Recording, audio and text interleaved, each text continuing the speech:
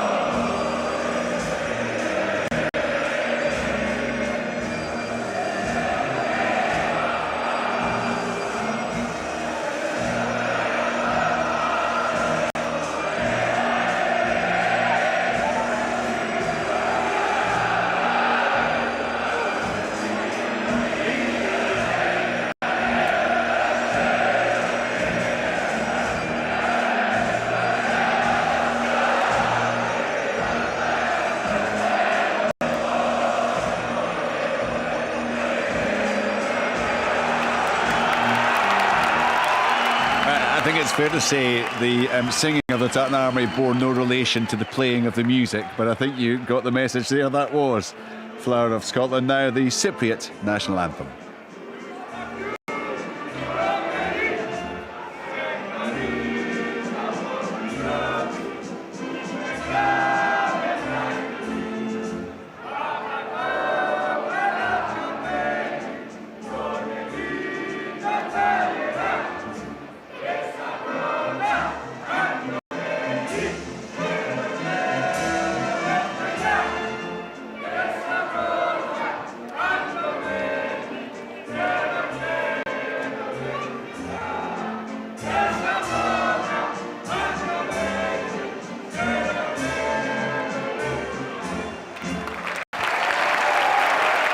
Spain have already won in Group A this evening, a 7-1 victory in Georgia. They have moved on to 6 points. Scotland 4 wins out of 4, hoping to make it 5 out of 5. More to come later from Willie Miller and Craig Levine. Right now, live here on Sportsound on BBC Radio Scotland, commentary from Larnaca with Stephen Thompson and Liam McLeod.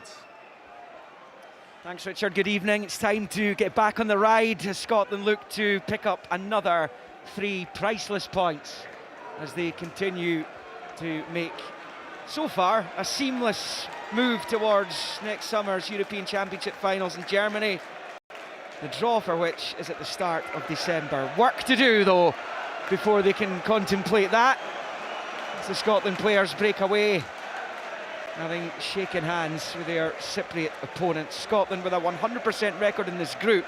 They have a 100% record in previous meetings with Cyprus as well. Coming into this one, some have been more convincing wins than others. This is the 9th meeting. Scotland winning all 8, scoring 27 to the concession of just 6. And of course, they opened qualifying Group A with that 3-0 success back in March. Scott McTominay adding a couple of late goals to beef up the scoreline. And just one last chance for the players to get amongst each other. Just now, some final words being said. Scotland all in navy blue tonight, Cyprus all in white with blue flashes. And what is a muggy old night in Larnaca here in the Eastern Mediterranean. The Scots lining up with Angus Gunn in goal. Back 3 there of Porteous, Hendry and Tierney. Hickey and Robertson wide. Gilmer and McGregor in the middle with McTominay and McGinn ahead of them. And behind Che Adams, who replaces the slightly unfit Lyndon Dykes for this one. Timuri Kitsbaya had a pop at the Cypriot supporters for not coming out to get behind the team in their last home match, which was against Georgia. Here it was a narrow defeat. They were outnumbered that night. They are outnumbered to some tune this evening. There are Scotland flags all the way around the stadium. I'm not even sure what was the dedicated away section, if I'm being perfectly honest, as the Scots prepare to take centre. The first kick of the ball then will be from Billy Gilmore, as Scotland look to move that bit closer to the finals. They are tantalisingly close right now. As we watch from the main stand, we're up behind the Cypriot technical area. Not a good night for Kitsbaya so far, the Cyprus manager. He's a Georgian legend, of course. in that short spell at Dundee under Ivano Benetti a couple of decades ago. He stands and waits, hands on hips, as everyone waits for the Hungarian referee to get things underway. We are a little bit early. There we go now. That's the first kick of the ball from Gilmore. Back to Porteous, who hits it long with the right over to that left-hand side, but it's over the head of Adams and out for a throw-in to Cyprus, who have rung the changes tonight. He brought a few players into the squad who weren't involved at all in the June matches.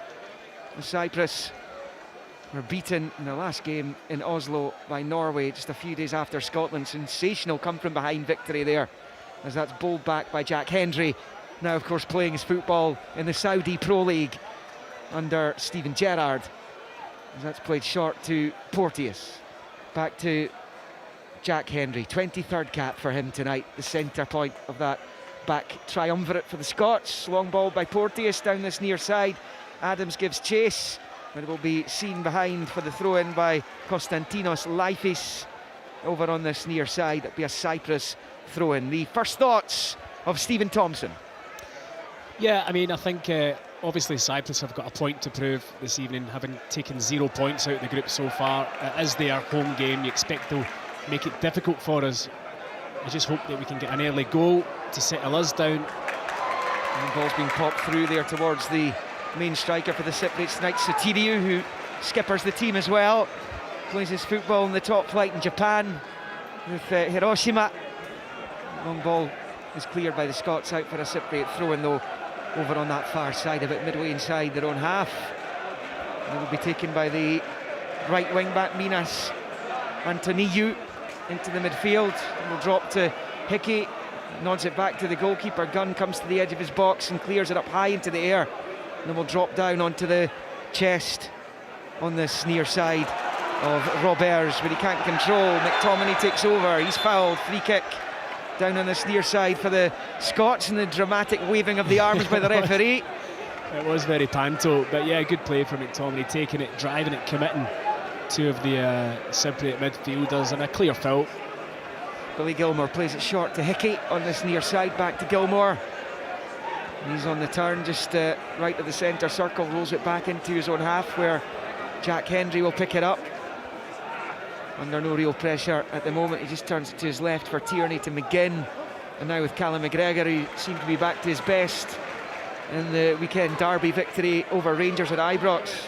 Yeah, it was immense in the opening 45 minutes, Liam. It really was. Absolutely ran the show. If you want to beat Celtic, you need to nullify Callum McGregor, and if you don't do that, you're in trouble. Correct. That was the situation on Sunday. It's picked up by Scotland, just rolled by Tierney to Gilmore. Looks long, looking for Hickey to chase after it. There's too much on it though. It comes right through to the goalkeeper Joel Mal of Servette. Yeah, it was the right idea. Hickey's movement's good, out to in, but just slightly overhit from Billy Gilmore. And despite it being quite a dry night, the pitch isn't going to play dry. It's very short grass, and they have been watering it, so the ball will roll through it.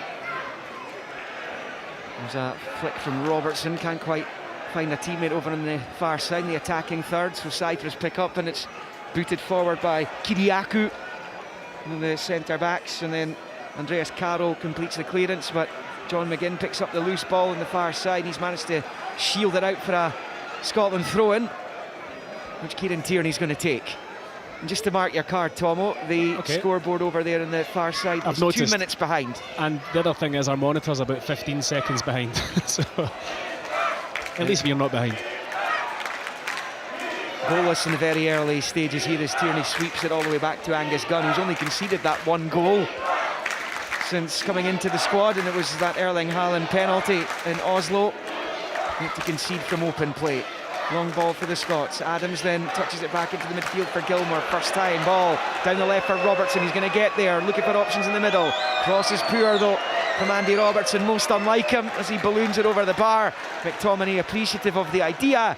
The execution was off from Andrew Robertson. We don't say that terribly often. It's 0-0. No, we don't. It's a really poor cross from Andy Robertson, but the build-up play was superb. The ball into Shea Adams, his first touch, layoff into Gilmore, whose first time pass is of the highest quality, setting Andy Robertson free down the left hand side. McTominay had burst himself to get into the box at the back post. You're expecting him just to hang it up, but Gets across all wrong. They're fast forwarding the clock just now over on the far side to bring it into real That's time. a first. That's a first. Good on them, at least they're doing something about it. Long ball by Cyprus, is going to come right through to Gunn. Comes to the edge of his box and then rolls it forward. He's managed a couple of clean sheets for Norwich City so far this season. And he's back on the ball here and plays it short to Porteous. It's the Watford defender. Big cross-field pass finds Tierney, controls well, and then clips it forward with the left foot, looking for Che Adams to get onto it. Covering across for Cyprus was Leifis. He can only put it out for a Scotland throw-in, which is taken quickly down the left-hand side. Robertson, two waiting in the middle. McGinn and McTominay. In comes the cross. McGinn's header, and McTominay's there! McTominay scores yet again in this dream qualifying campaign. The cross comes in from the left. It was perfect for McGinn to flick on for McTominay at the back post, and he makes no mistake, bulleting the header into the empty net. In the 6th minute of the game, it's the perfect start. It is Cyprus 0, Scotland 1. It was brilliant, it really is. I mean, Andy Robertson's movement, first of all, to run for the throw-in, sets him free down the left-hand side. Only a minute ago his cross-in was poor. This time his cross is perfect. He picks out John McGinn, just about 6 yards out. Believe you me, John McGinn was trying to score, claps his header. Thankfully it goes to McTominay, who's at the back post and nods home from only a couple of yards. Yeah, Liam, the perfect start indeed. It's incredible. Scott McTominay's goal return in this campaign has been absolutely outstanding. That is 6 in 5 matches in this group. It's a phenomenal return. He's barely been playing. He's barely played for Manchester United this season. A brief substitute appearances, his lot, but he's in the right area again, and he's come up with another huge goal for Steve Clarke's team on this road to Euro 2024. Yeah, I mean, his timing of runs into the box is excellent, and he really has. He's got the energy to be back defending, and then, 10 seconds later be hitting the opposite box. Really good run into the box, but it all comes from Andy Robertson's vision from the throw-in to make the run down the line. It's a superb run. The throw's good, but the cross is pinpoint for John McGinn. He only had one international goal coming into this campaign. That was that dramatic late winner against Israel in the World Cup qualifiers a couple of years ago. But he has hit the goal trail and some in this tournament, so he's up to 7 in a Scotland shirt as it's picked up over on the left but given away by Robertson. Cyprus pick up the scraps down the right hand side of the Scotland box. A really good slide challenge by Gilmour to win it back as it's played to Robertson, up the line to Hickey, and now picked up on, or by Tierney rather, into the midfield. It goes to McTominay, stretching his legs and hauled to the ground. Out will come the yellow card as well for the Cyprus number 7, Anderson Correa. It's just the most blatant yellow card I think you'll ever see. It's good play from Scotland, working it into McGinn. He finds the run of McTominay, who again accelerates past his midfield marker. Brilliant running with the ball, so strong with the ball. Very cynical foul. Referee given no option really other than to give the yellow card. Scotland win this game, it moves them on to 15 points. 14 points was enough for Wales to qualify for Euro 2020 directly from their group. They finished second. 14 was enough, 5-team section like Scotland are in here. Free kick then for Callum McGregor. It was just taken short to him. He just plays it to Gilmour, then out to this near side for Hickey. Rolls it back to Gilmour. Cyprus with everyone behind the ball. Gilmour's ball forward is deflected up into the air. That allows Cyprus to head clear. And now it's picked up just to the left of the centre circle, and the long ball out to the right hand side for Kyriakou to get onto, and he's in space. Scotland had committed numbers forward. In comes the cross, and off the bar! Off the bar from Sotiriou, who met it 6 yards out. Scotland get away with one there, and in particular Andy Robertson, who surrendered the possession in the first place. But this is a really good ball in from that right hand side by Kyriakou, and they're really unfortunate. Sotiriou was on the end of it. Yes, Sotiriou should score. He really should score. I mean, it's poor from Scotland. They've got a set play. They try to work something, it doesn't come off. And when they're countered upon defensively, they're all over the place. It's good play from Cyprus, switching it out to the right. A really quick counter. When that ball comes into the box, it's missed by the first player, but then Sotiriou should really be putting that in the back of the net. But we're lucky there, and that was really kind of lax from us, from our own set play, 30 yards from goal. 1-0 Scotland if you're just joining us. We're in the 10th minute of the game in Larnaca, but here come the Cypriots again. Just outside the box is another shot at Angus Gunn's goal, which he holds on to, this time from Kastanos. arguably Cyprus's best player. He caught it well enough, but it was a comfortable save. Low to the right for Gunn, who holds on. Just again, it opened up for him. He found himself in space, probably a good 25 yards out. He doesn't really get enough behind it or enough angle on it, and it's a save you'd expect Angus Gunn to make. He makes it comfortably. Short ball Hickey back to Gilmore. Scotland in the Cyprus half now. Dinked ball to the left there for Tierney, who controls and rolls it to his left for Robertson. Back to Kieran Tierney. Now, of course, playing with Real Sociedad in La Liga, on loan from Arsenal. Long ball, he's unlucky. He was looking for Robertson. It just skips away from him though, and goes behind for the goal kick to the home team. It stays 1-0 Scotland. Andy Robertson, he's just so keen to get forward in that left wing back area, and again the ball was the right ball, but it's going to just skip through. It's got to just be a wee bit shorter if you're playing it over the top, but Andy Robertson's willingness to get into those positions is brilliant for us. Correa just shifting it forward to Charalampous, and then Cyprus are awarded a free kick for a foul by McGinn, I think it was, on Kusolos. Yeah.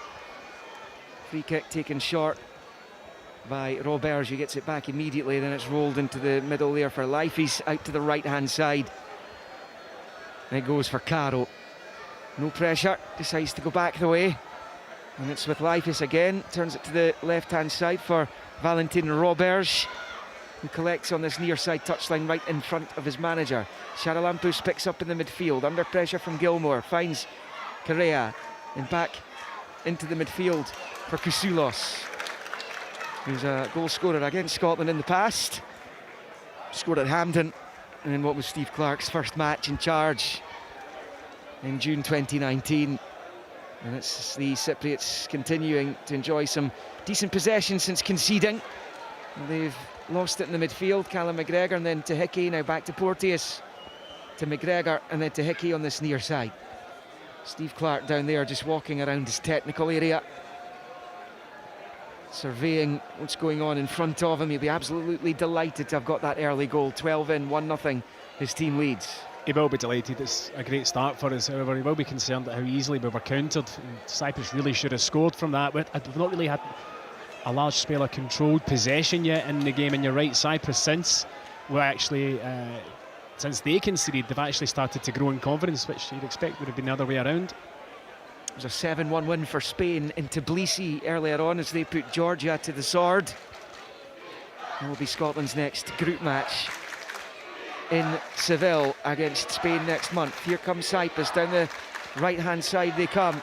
Kriakou chasing, but Tierney does the job, wins it back, pumps it forward into the centre circle area where it's nodded forward by Roberge. Now moved out to this left-hand side for Correa again, the Brazilian-born Cyprus left wing-back, wearing the number 7. Back it comes to Charalampous, and then into the centre circle for Lifeis. Just stepping away down the right goes Caro. He's away from McGinn, rolls it infield. Opportunity here again for the Cypriots. It's just wide. Fabulous strike there by Castanos again. Tested Gunn earlier, and I'm not sure if that's on target for the bottom right corner, if Gunn's going to get onto it. It stays 13 in, Cyprus 0, Scotland 1. No, he's definitely not saving that if it's on target. It's an incredible hit, and it's only inches by his left-hand post, and that's twice he's picked the ball up in space behind our midfielders and managed to get a shot off. He is playing as a kind of number 10, if you like, but we've got to be more aware than that. That's, you know, you're giving possibly Cyprus's best player 5 yards of space to get a shot off, and that's 2 in the last 5 minutes. Yeah, a little bit worrying for Steve Clarke. They've had 3 opportunities. They've hit the bar. Gunn has made a save, and that one just flashed wide of the goal frame just to the right-hand side. Scotland have a throw-in over there on the Scottish left to be taken by Tierney. Bowls it forward, looking for Robertson. Cutout comes off the head of McGregor. Robertson helps it on its way. Left-hand side of the box for Adams. Poor touch from Shea Adams as he just passes it straight out of the pitch. Not sure exactly what he was intending on doing there. It looked like initially he was trying to control it and it kind of bounced off him. I'm not sure he knew what he was doing either. It was just a wee moment of madness. He just got away from him and out for a Cyprus throw-in over on the far side. They've given it away though. McGinn to Robertson. McGinn over on the far side, rolls it back down the touchline for Tierney. Infield for Gilmore. Good skill to shuffle away from Sotirio, who brings him down. Scotland have a free kick about 6 or 7 yards away from that far side touchline as they attack the goal to the right. Really quick feet from Billy Gilmore, getting himself out of a tricky situation. Again, a bit of a cynical hack, but no yellow card this time. Another set play in roughly the same position that we had the one that they countered on and hit the bar with. Hopefully we do better with this one. Clock strikes 10 p.m. local time in Larnaca as Robertson prepares to take this.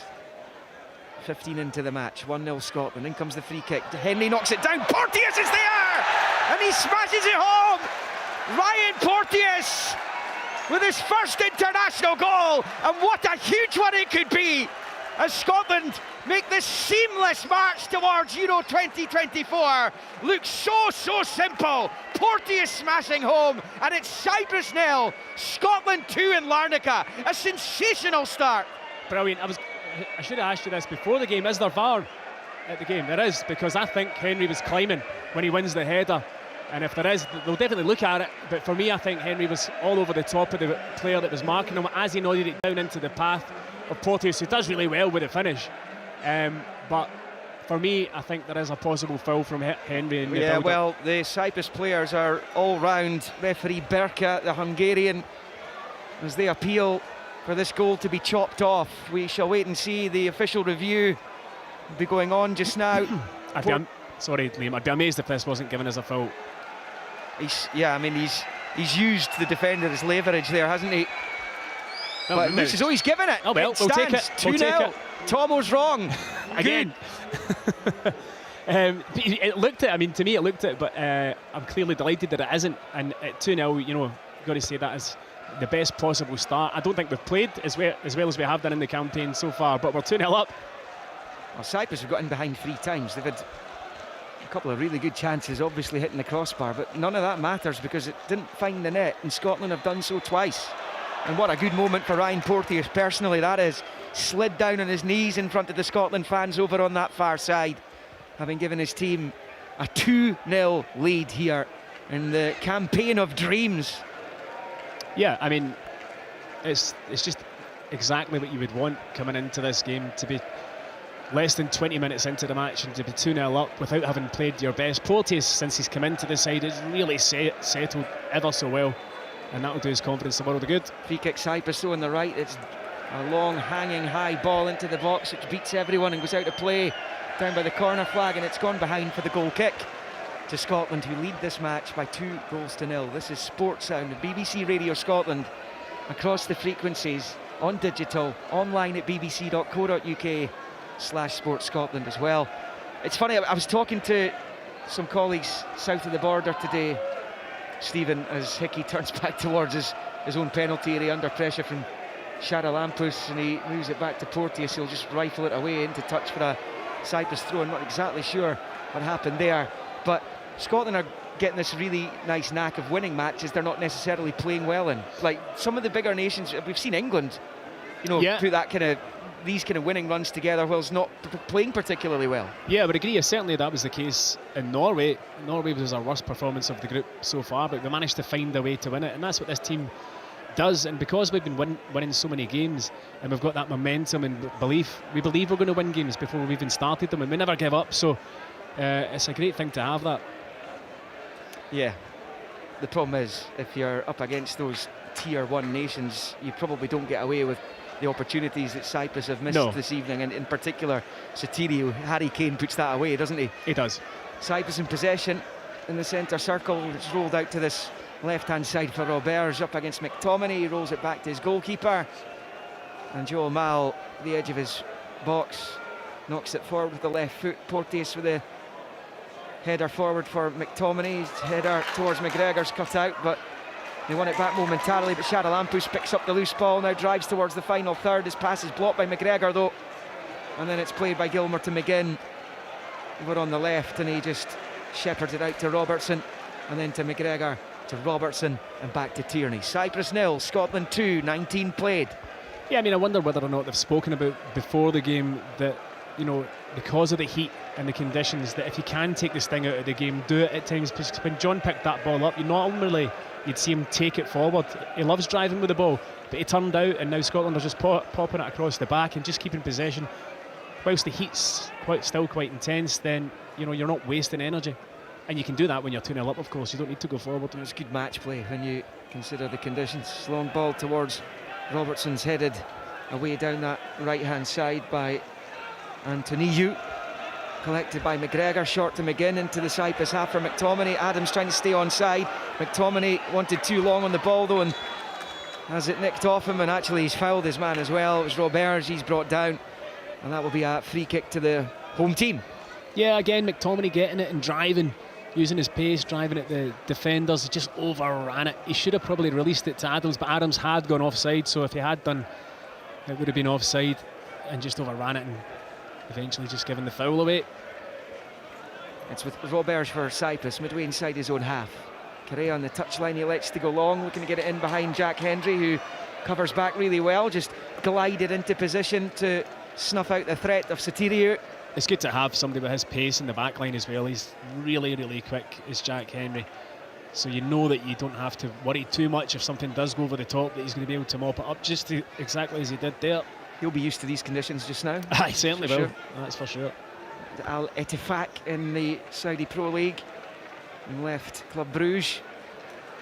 Here's Tierney bombing forward across halfway, rolls it to Robertson. Robertson turns. Was he brought down? Yes, he was. Yeah. Says the referee. Free kick to Scotland over on that far side, right in the touchline, taken quickly by McGregor.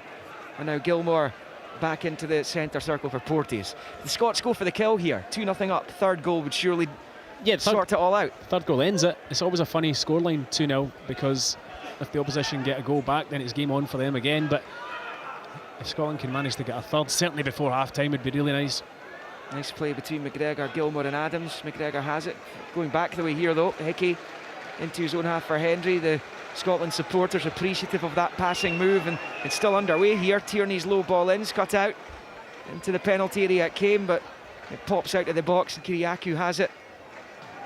Passes it back eventually and arrives back in the midfield. McGregor finds Gilmour, who moves it all the way back to Gunn, and he plays it short to Hendry. And now it's with Porteous knocking on the end of the first quarter of this qualifier in Group A. Matchday 5 for Scotland. Here's McTominay looking for McGregor. McGregor driving forward, looking for options in the middle. In comes the challenge. Looked a good one. Might be a goal kick as well, though he has given a corner, albeit it looked like the final touch might well have come off Callum McGregor. It was Roberts who is adjudged to put it behind for the corner. Great pass from McTominay to release McGregor. He looked up and nobody was in the box. I think John was trying to break into the box, but he didn't have a clear option to hit, so he tries to drive on, and then the defender gets back, gets the tackle. And I agree with you, I thought it might have been a bye kick, but corner to us, we'll take it.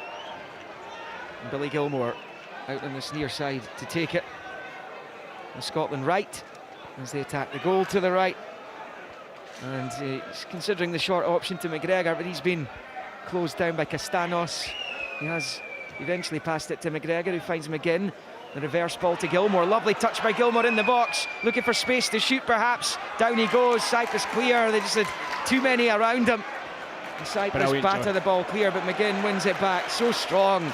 It's his trademark as he flips it with the left foot into the left of the centre circle.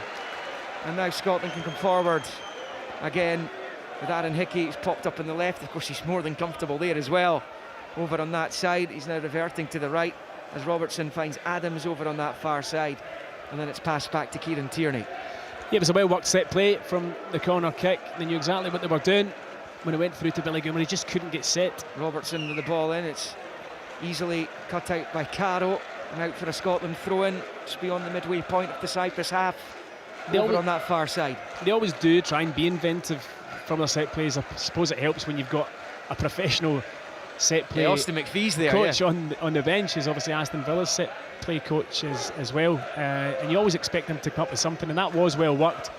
Just couldn't fall for Billy Gilmour to get his shot away. It just didn't settle for him. Scotland have a throw in level with the edge of the D of the Cyprus box, taken by Tierney. Adams tried to flick it towards Gilmour, but it was read pretty well by Kasoulos. Cyprus get it away from the 18-yard line, battered right up the pitch into the centre circle. It was good hold-up play initially there by Satiriou. He's having a look at the referee. He's wanting a free kick. It's not coming as Robertson takes over for Scotland, finds McGinn, back to Robertson. Tried the nutmeg on the defender Antoniou, and it goes out off him and out for a Scotland throw-in, about level with the Cyprus penalty spot. Last 5 minutes have been better for Scotland. We've had a bit more control in the game, certainly playing more in Cyprus's half. Probably our best spell of the game, really, in terms of possession and territory. It's actually a bit level with the 6-yard line in the end. Tierney is over it. Robertson and McGinn both want it. Gets it to McGinn, works it straight back to Tierney, who moves it back to McGregor. McGregor with the left foot, low into the centre circle for Porteous. It's goals from McTominay and Porteous, the Scots sitting in the box seat here. Not just in this game tonight, Matchday 5 for them, but in this group, in this section.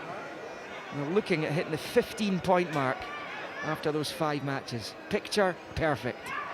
As Hickey gets it from McTominay, who goes down, no free kick.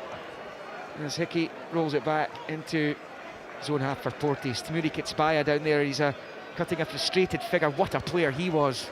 He was some player. You know, it's interesting listening before the game, he's wanting more Cypriot fans to come to the game. I mean, this is basically a Scotland home game. Yeah. You can only see Scotland fans. Yeah, there's some Cypriots off to our right, Yeah. there's some in the main stand here, but I mean, it's Saltire Central, all the way from the left, as long as you look all the way right round the stadium, up to that far side. It's incredible to see. Scotland always so well supported. The Tartan Army always enjoy the trips. Now they're getting the results to go with them. As Hickey, under pressure, and Correa goes back onto the halfway line and rolls it back to Porteous. Side football to McGregor in the centre circle. He turns and finds McGinn. Those midfield players have seen more and more of the ball the longer this game goes on. And that's a good thing from a Scottish point of view. McGregor to Gilmour, back to Callum McGregor, now Porteous. He's got Hickey out on this near side.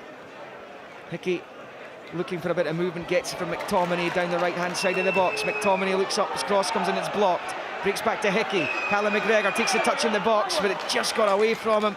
Looked like it might settle inside the D. And McGregor would surely have had a shot and goal, but Cyprus have managed to get it clear. Next goal's crucial in this game, should there be any. And Sotiriou collects and rolls it to the right-hand side, looking for Charalampus, but it's going to come all the way through to Andy Robertson, who'll chaperone the ball behind for a goal kick to the Scots. And after 27, it stays Cyprus 0, Scotland 2. It's another really good move from Scotland down the right-hand side this time. Hickey getting set free with the pass, and then just lays it a wee bit too far in front of Callum McGregor. He has to stretch for it. If he'd just taken a wee bit off the pass, Callum McGregor could have stepped on to 18 yards out and had a shot, but the pass was just a wee bit too far in front of him. But it's been a good spell for us this last 5, 6, 7 minutes. Andy Robertson from the far side touchline, back infield for Hendry, and now it's with Porteous. He finds Hendry and he rolls it to his left for Tierney. Forward to McGinn, first time ball, brilliantly done, out to Adams on the left hand side. Che Adams trying to get the better of the defender, he's done just that, but it had just gone over the line, unfortunately for Adams, as he burrowed his way into the Cypriot box, and that goes out for a throw-in to the hosts over on the far side. 2-0 Scotland, 28 on the clock. It was a clever wee ball from John McGinn round the corner, wasn't it, to Che Adams, but he was right on the byline after he took his touch, and then you could tell from here and we're the other side of the stadium that it was out. Gilmour's header back into his own half for Hendry, nods it forward to Gilmour, under pressure, has to go back to Hendry up into the air, doesn't get too much purchase on it. Porteous comes to help him out with a header into the Cyprus half, where it's met by Caro, who puts it out for a Scotland throw-in over on the far side. All a bit untidy, that, wasn't it? Yeah, it's got a bit scrappy in the last few minutes. As Tierney picks up on that far side touchline, infield to Robertson. It's to alternating the role there. We know how good Tierney is in that position at left wing back, as well as Robertson, two world-class operators in that position. Scotland on the attack, forward to Hickey, he's very advanced, out to the right for McTominay. Adams and Hickey looking for a pass, McTominay into the box, rolls it to the edge of the area, McGinn takes a touch and shoots, and scores! It's so easy here in Larnaca. John McGinn with a fabulously taken goal. The keeper didn't even move for it. He picks up inside the D, takes a touch, sizes up the goal frame and fires it home for his latest Scotland goal. A wonderful strike. He's up to 17 for his country, and it's looking nigh on impossible for Scotland not to make Germany next summer now. Surely it's done. It is Cyprus 0, Scotland 3 on the half hour. That is a brilliant goal. Really good team goal. Worked down this right-hand side when it's squared to John McGinn on the edge of the 18-yard box. He's got one thing in his mind. He opens it up onto his favoured left foot. The pass originally in from Billy Gilmour into the feet of Hickey's brilliant. McTominay does really well cutting in the pitch, picks out John at the edge of the box. There's only one thing in his mind. It's not right in the corner, but I think the goalkeeper was kind of not set with how quickly John did it. He received it and hit the shot almost instantly. And what a return that is for John McGinn in terms of international goals from midfield. It's quite incredible. Well, it takes him above McFadden and Robert Hamilton, and he's now just one behind Kenny Miller and two behind Ali McCoist. Frightening, absolutely frightening. He'll get those. There's loads. He'll get those. Yeah, he'll get those. Loads more caps to come for John McGinn. Yeah. He's 28. You can see him going on. Had a good few campaigns yet, that's for sure. 3-0, free and easy. Scotland are cruising in Cyprus. And this is the kind of fixture that was sticky in the past. Even Steve Clark knows that. He came out here and it was a 2-1 win. And they were a bit fortunate because Cyprus looked to have a good goal ruled out. This was, of course, before VAR was so widespreadly used. Clipped the bar, looked like it bounced down over the line. Scotland won that one 2-1. But we're a different animal now, Liam. Absolutely. We are a different animal now. We're basically a winning machine at this minute in time.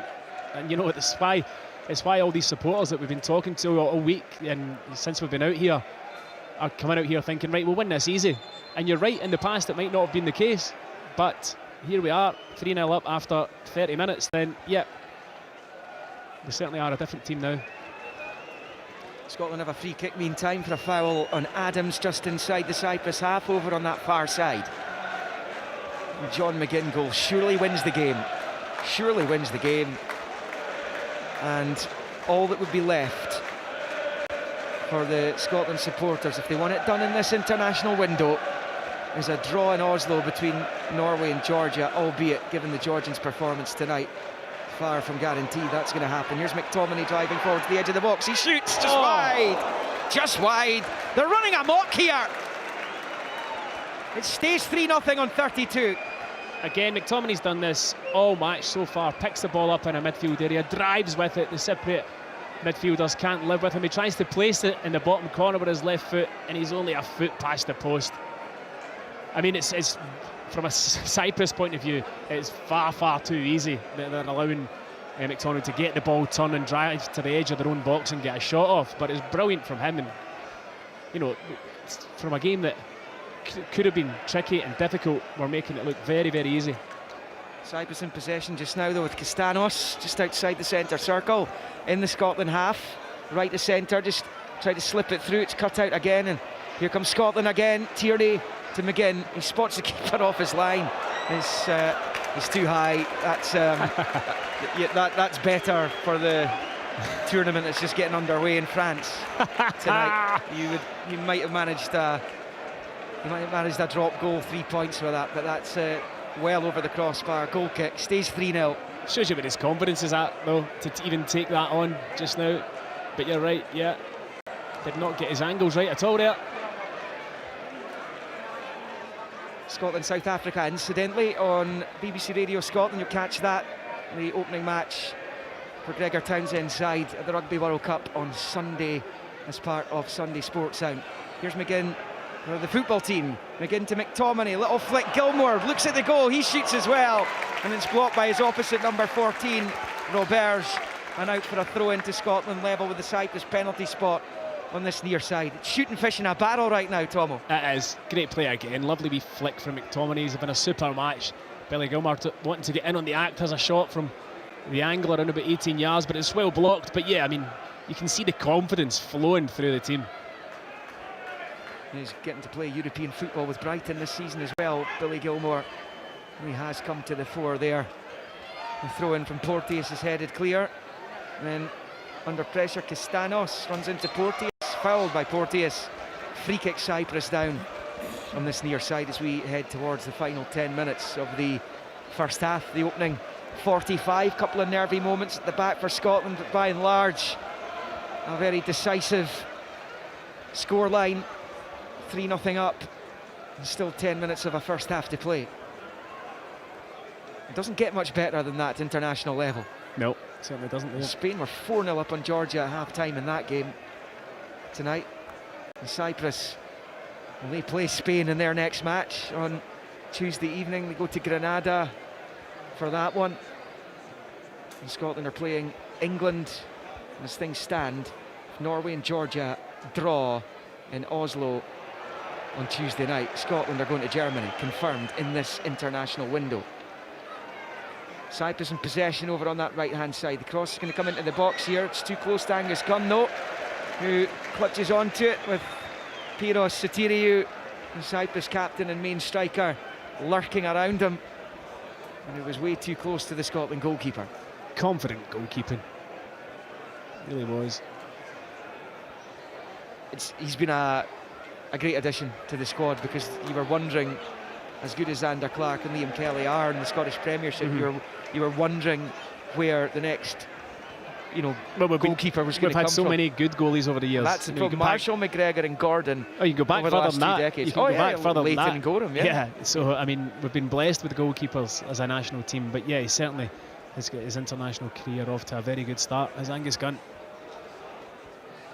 Long throw, and Adams gets in behind the defence here. He's now driving up towards the penalty area. Cyprus took their eye off the ball. Adams didn't. Jinks onto the right foot, and his shot's blocked. And away it goes. He's scored a few times for Southampton this season. I see Adams, he knows he should have done better there. I just wonder if he should have pulled the trigger earlier than he ultimately did. And it stays Cyprus 0, Scotland 3 in baking Larnaca. He was desperate to get it onto his right foot, wasn't he? Probably should have hit it with his left as he was bearing down in goal. Chops back in, but then the defenders got back and made the recoveries. Had to chop again. By the time he gets his shot off, there's two defenders in his way. It was always going to be blocked. Again, though, as he makes the run forward, the one man bursting himself to get up along aside him was Scott McTominay, whose energy levels in this first half have been phenomenal. Kenny Dalglish is Scotland's all-time top scorer, of course. He got to 30. John McGinn be eyeing that up? Why wouldn't you? Why wouldn't you? I know John now 28, so he'd say to himself, I've got another 4 or 5 years, maybe more, if he can stay injury-free, touch wood.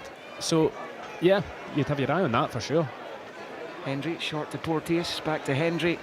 Sotiriou right behind him, he passes it back to Gunn. Short ball to his right for Porteous, he clips it up towards the centre circle where Adams gets a touch, then off Gilmore, but it's come off his hand, just bounced up off his arm, and that will be a free kick to Cyprus. Yeah, he didn't mean it. The layoff just kind of kicks up off the turf onto his left arm. Castanos for Cyprus over on the far side, rolls it back onto the halfway line for Caro. Right foot low ball along the grass to his right, and it's picked up by Antoniou, and then moved in field for Koussoulos. Back out wide right, first time cross coming up. Here's cut out by Tierney, he's done brilliantly, and it falls kindly for Robertson. Turns to face the opposing goal, then rolls it to the left onto the touchline for McGinn, then back in field to Gilmore. McGregor under pressure just slips it to Porteous to his right, up towards the halfway line for Adams. Adams goes back the way into his own half, and McGregor finds Hendry. You'd imagine Shea Adams will be wanting to get in the score sheet, not just to help the team, but to try and dislodge Lyndon Dykes, his first choice striker. Dykes not fit enough to start the match this evening. He's listed among the subs though. Yeah, we're keen to get a goal. You know, his goal to game ratio at national level isn't what he would like it to be. It is at club level, but if you're going to get a chance to get a goal, you'd think it'd be tonight against this Cyprus team. They don't look brilliant defensively, being polite. No, and you can imagine they could be doing without the rest of this game. 3-0 down, and then they've got to go to Spain. The side at the bottom of the section as McGregor rolls it forward, looking for Hickey, overhits the pass, and behind it goes for the goal kick. Cyprus 0, Scotland 3 after 39 minutes here on Sportsound. Yeah, and you can see there's the kind of Cypriot players, they've already half chucked it. You know, they're not moving with any great energy, they're not showing any reaction to going 3-0 down. So I'd expect Scotland to score more goals before the end of this game. Yeah, for Cyprus, it's a bit pride in the shirt now, isn't it? Yeah, it is, but I'm not seeing very much of that. No. I mean, when you're bottom of the group and you haven't won a game and you're getting beaten 3-0 after 30 minutes at home and the stadium's full of Scotland fans, and it's difficult for them. Here they come though, the hosts, into the centre circle. They have it, where it's played by Kasoulos, to his left for Castanos, and out to the left for Correa, and he rolls it back into his own half, where it's picked up there by Roberge and clipped out to the left hand side of the Scotland penalty area for Castanos, faced by Porteous. He plays it straight off the Watford defender and out for a throw in, a bit level with the Scottish 6, and it's played short to Correa, who's trying to work himself some space down by the corner flag, but he can only roll it behind for the goal kick. And that kind of sums Cyprus and their evening up after 40 minutes of this one. Scotland 3-0 up. It does a bit, yeah. It just shows you big moments in games. They had that huge chance to score. They should have scored, clipped the top of the bar. They would have given them a big lift. Would have made it 1-1 yeah, in time, yeah, but you know, I mean, we've created enough chances to be 5-0 up, never mind 3-0 up. We've been unlucky by a couple of them. Hickey up the line for McTominay. Across the halfway he goes, driving down the right hand side. He's a brilliant athlete, McTominay, as he tries to hold off the defender, and it's put out for the throw in by Kasoulos. That's what he does for you, and we're lucky that we've got him and John McGinn, who are both excellent at running with the ball. They carry the team forward. That pass to him there, he picks it up. He could have turned out, he could have looked for a pass, but he drives it 30 yards up the pitch whenever throw in line with their 18-yard line. Scotland throw. Porteous is up to take, level with the Cyprus 18-yard line. Long throw possibly for Porteous. He's got Hickey as a short option, and he's going to bowl it into the penalty area, looking for McTominay. It's headed up into the air. The referee, I think, thought McTominay pushed Kasoulos, and that will be a free kick to Cyprus inside their own penalty area. Yeah, I looked a foul. The throw was just a bit short for McTominay. I mean, nudge in the back. This must be as comfortable an evening as Steve Clarke's had as Scotland manager. Yeah, you would say so. He's got the You would cigars say out so. here. He does, but he'll not admit that after the game. You know, and he'll not be too up, and he'll not be, you know, he'll just be like, kind of, as he always is. He doesn't change. Well, there's Castanos trying to change that state of mind. Cyprus on that right-hand side. Cross ball into the penalty area. Charalampous on the turn, just inside the D's, forced away by the Scotland defence, which picked up by Castanos. Looks up, right foot angle, ball in, and Robertson's there to shut the back door. And John McGinn with a header as he tries to carry it up the pitch. He's all over the defender, Caro, but Caro retains the ball and plays it infield to Leifis. Excellent defending before the breakaway there by John from Robertson. It was a good ball into the box. He had to be in the right position. He was. And as much as he gives you going forward, Tierney as well, they're both top defenders as well. Yeah, class operators all around the team in navy blue. Cyprus with it. It's a big switch of play out to that left hand, or from the left to the right by Roberge, and moved into the midfield again. Kasoulos will roll it to Roberge once more. A short ball there to Kyriakou. He's barely been able to get on the ball, the Cyprus number 8 tonight. Kyriakou. And it's shuffled out to that right-hand side for Caro. Played forward into the centre circle for Kasoulos. Forward it comes to Charalampous. He's under pressure from Hendry and being fouled by Hendry, says the Hungarian referee. And that is a free kick to the Cypriots with about a minute and a half of the first half still to play, plus stoppages. I mean, I wonder if it's an opportunity for Steve Clarke in the second half to give players on the bench game time in a Scotland shirt. You know, there's players there that probably feel as though they deserve game time. I'd like to see Lewis Ferguson certainly be given an opportunity. You know, Nathan Patterson he could bring on for Hickey. There's plenty of options there for him if he wants to make changes. Nisbet, of course, is there as well. Yeah, we'll see. I would imagine we'll see Ferguson, Armstrong, McLean at some point. Christie. Ryan Christie scored a wonderful goal here, actually. It was his first international goal, in fact, against Cyprus and Nicosia almost 4 years ago. Scotland 3-0 up here live on Sportsound. Matchday 5 for the Tartan Army here in European Championship qualifying Group A.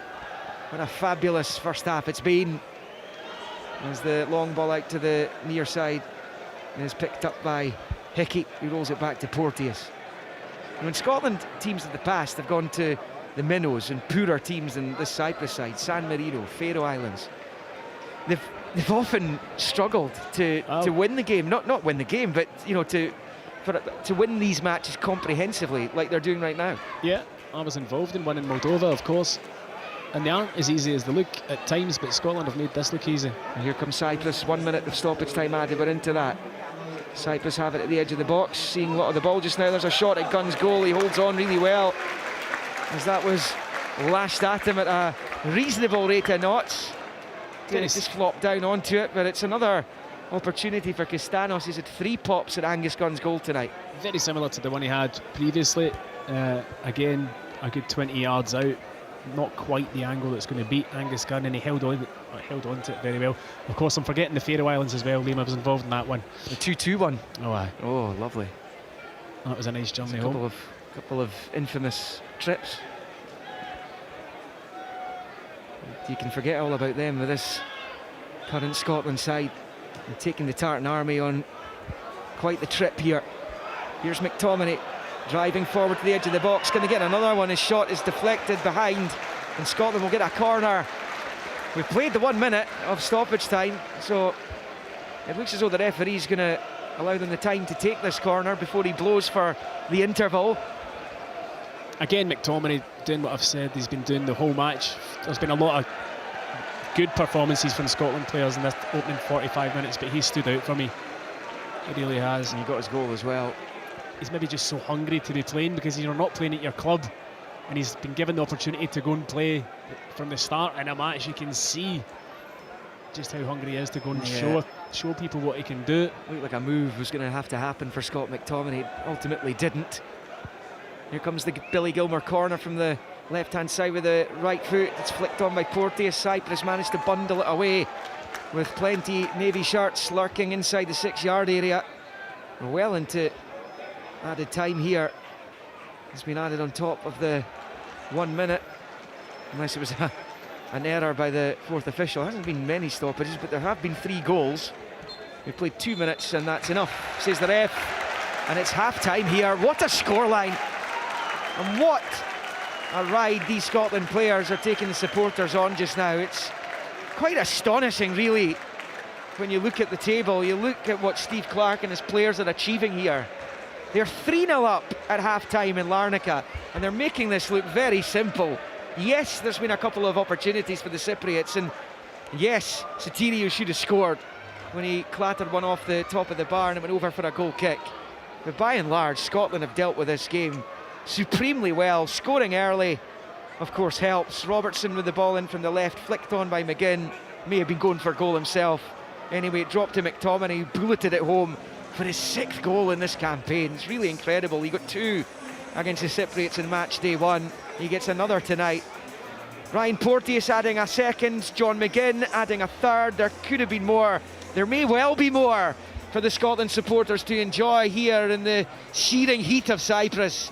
We're at half-time in Larnaca on match day 5 for the group leading Scots. It is Cyprus 0, Scotland 3. Scotland in the Euro 2024 qualifiers. Brilliant from Scotland! This is Sports Sound From BBC Radio Scotland.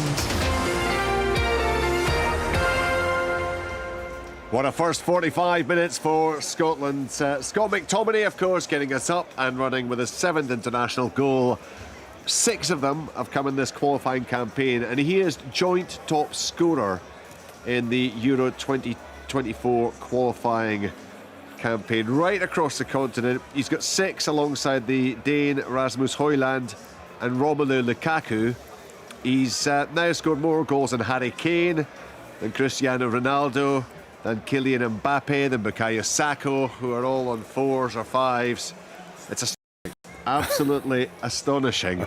Ryan Porteous made it 2, John McGinn made it 3, and his record is phenomenal. It's 17 international goals now. He's moved a couple clear of, from the olden days, Robert Hamilton, from the not so olden days, James McFadden. He's just 1 behind Ken Miller, 2 behind Ali McCoist, And, Liam mentioned Kenny Dalglish as the top scorer, of course, joint top scorer along with Dennis Law. The two of them both getting 30 goals. If he gets past Miller and McCoist, there's only Hughie Gallagher and Laurie Riley between John McGinn and those record goal scorers for the country. It is astonishing. And Willie Miller, who was confident of a win but said he might settle for a draw, there'll be no such thoughts of settling for a draw anymore, eh? Well, Richard, I think every one of us thought that it was going to be a tight affair. History kind of would reflect that as well, and it's been quite sensational. I mean, it's been a stroll in the park, hasn't it, really? I mean, we don't actually need a striker playing there. I mean, Che Adams, I don't think he's been involved in the game that much, but you've got McTominay absolutely dominating the midfield, and his runs down that right hand side, quite sensational, the strength that he's got and the room that he's managed to occupy. You know, he can't stop scoring goals. McGinn can't stop scoring goals, and you've got a central defender coming up and popping up with one as well. It's been so easy. I mean, you could not have suggested that it was going to be, well, maybe some of the Scotland fans over in Cyprus would suggest that it was going to be easy, but you know, we couldn't have imagined what a good performance that Scotland have put in, how simple and easy the goals have been created. Now, there's been a lot of good work put into the goals, not taking anything away from them. I think there's been some poor defending as well. They've had a few shots in goal, but nothing too sensational. Hit the crossbar, although it might have been the flag was offside. Up. I think the flag was offside. up on the far side. And not for Saturio, but for the player in front of him, who either got a touch or certainly tried to get a touch, and the flag went up, so I don't think it would have stood. I don't think so. One shot maybe by the post. So it's just been perfect. I mean, it seems to be, it is perfect just now. 12 looking like 15 points. If it finishes, and you can't see Cyprus really recovering from 3 goals down. They don't look as though their body language, I think, even tells you that they've almost given up the ghost. But I could not have sat here before the game and suggested that it was going to be 3-0 at half time. It was 3 after 30 minutes, I think. Yes. It was incredible scoreline. Full marks to the players, to the manager. Quite sensational start to this group section. And surely now we can say we have qualified. Obviously Steve Clarke won't say it after the game, and he'll say that we can say whatever we want to say, but it's just been a perfect start, and I think qualification is there. Some really good football. Craig Levine played during the 45 minutes as well. Yeah, they've been clinical, I think, Richard. That would be the way I'd describe it. The system's worked really well in my eyes, because the two supporting Che Adams, John McGinn and McTominay, have been brilliant. And in the first goal, those two are supporting from a little bit deeper. They come into the box, one knocks it down for the other one to score. I mean, what else could you ask for? And they two have been a constant threat all evening to the Cypriots. And yeah, I mean, Craig, I'm actually trying to spot Che Adams when that cross comes into the box. He's probably thought, well, they're in their end, we're bound to score. He took the throw in. It was Adams who took the throw in on the left. That's why he's not there. Now, hey, maybe they work on that. You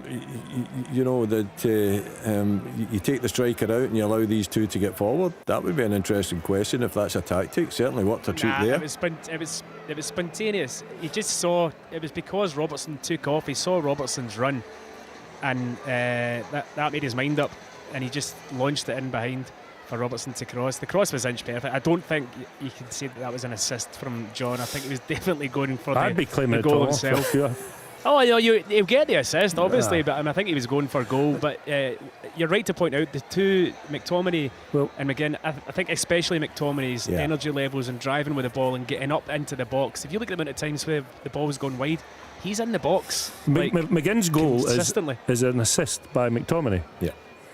And that's right. Yes. So, I mean, those two have been sensational. And I don't know if they're not getting tracked by the midfield players, the Cypriot midfield players, but they just seem to be running anywhere at will. I mean, McTominay's carried the ball so many times in this half that he's gained 30, 40, 50 yards. He's been sensational. I mean, he started off at centre-back, then he was a deep-lying midfield player, and I think Steve's now found probably his best position. He's a real threat getting into that box late in the air, and also he's technically really good. I mean, a great bit of play on the right-hand side, pulls the ball back from McGinn, and John McGinn, without a back lift at all, you know, he just fires the ball into the net. I mean, it's been beyond what we could all possibly have hoped for, eh? Yeah.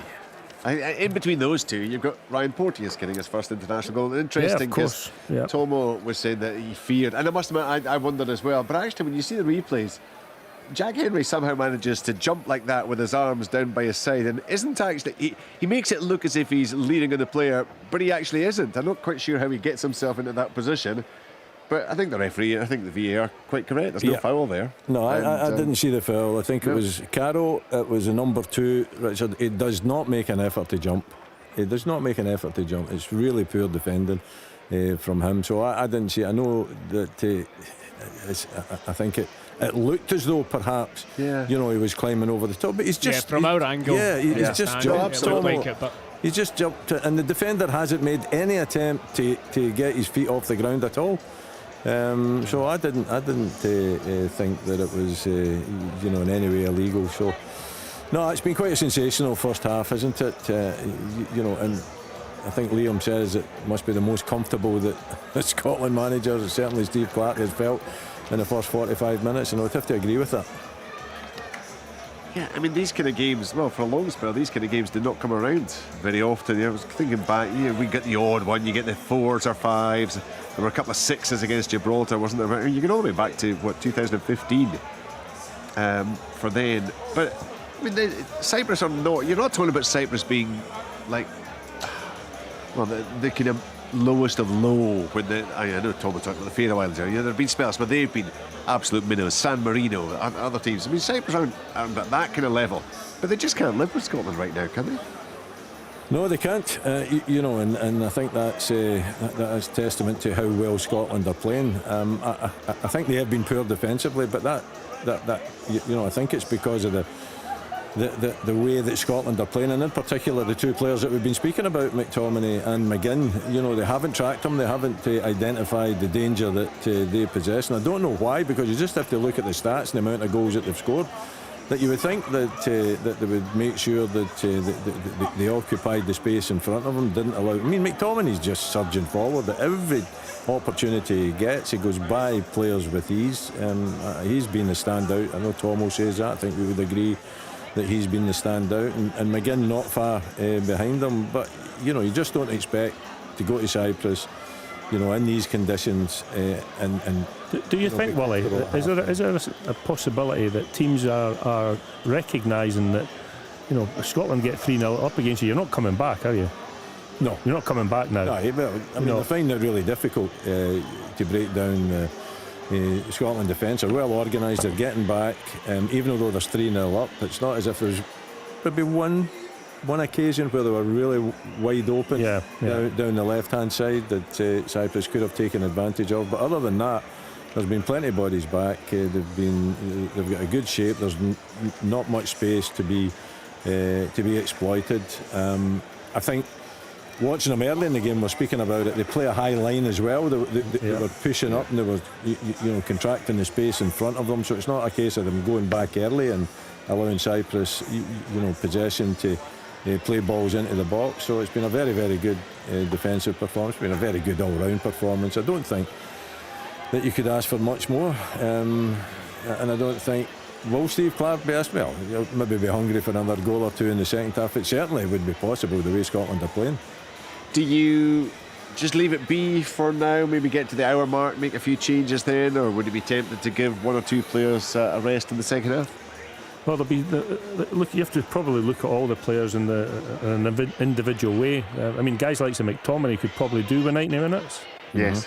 He's not been playing, and maybe there are others that I don't know off the top of my head who those others might be, but and there might be some that he just wants to. They've played a lot of games, maybe been involved in Europe. Maybe Callum McGregor would be somebody who would fit into that category. Maybe he takes a bit of a rest later on in the game or for the last half hour. So I'm it sure might- he'll look at it and make the decisions based on what he thinks is right for each individual. And I guess it might also be an area where he can address the issue that you guys were talking about earlier about giving players game time. You could give, a half an hour to the likes of Lewis Ferguson, for instance, I would who's like to not see been given that. an opportunity. Yeah, I would like to see that, because it'd be good if he can come in an environment where the team's winning, and he get to feel that feeling of dominance that they've got in this game. And if he's going to be involved in some of the upcoming really important matches, then at least he's had some time on the field and played with the lads, even just for half an hour. Yeah. Spain earlier won 7-1 in Georgia. Scotland have gone out and they have, all but matched the Spanish in terms of what they did in the first half. Spain were 4-0 up at half-time. Scotland are 3-0 up. It's McTominay, Porteous and McGinn who are all on target, and it is looking very much like it will be 3 more points for Steve Clarke and his side.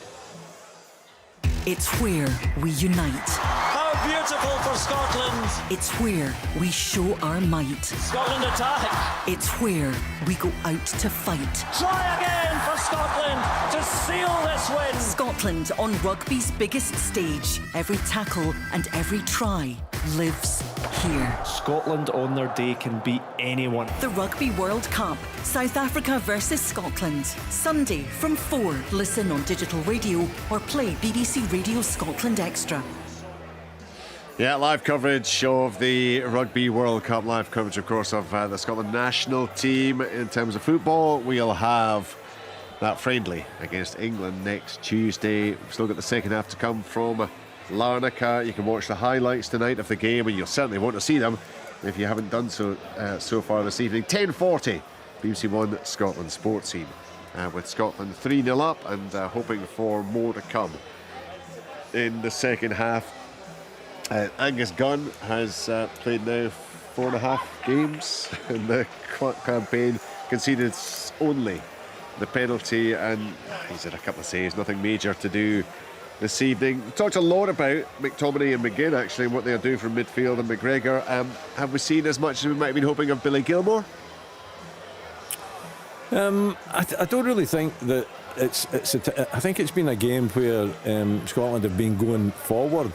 If the game would have panned out the way I expected it to pan out, and maybe Cyprus having more of the ball and a little bit more pressure, and we're having to control the game and maybe slow the game down a little bit. I think that's more his type of game.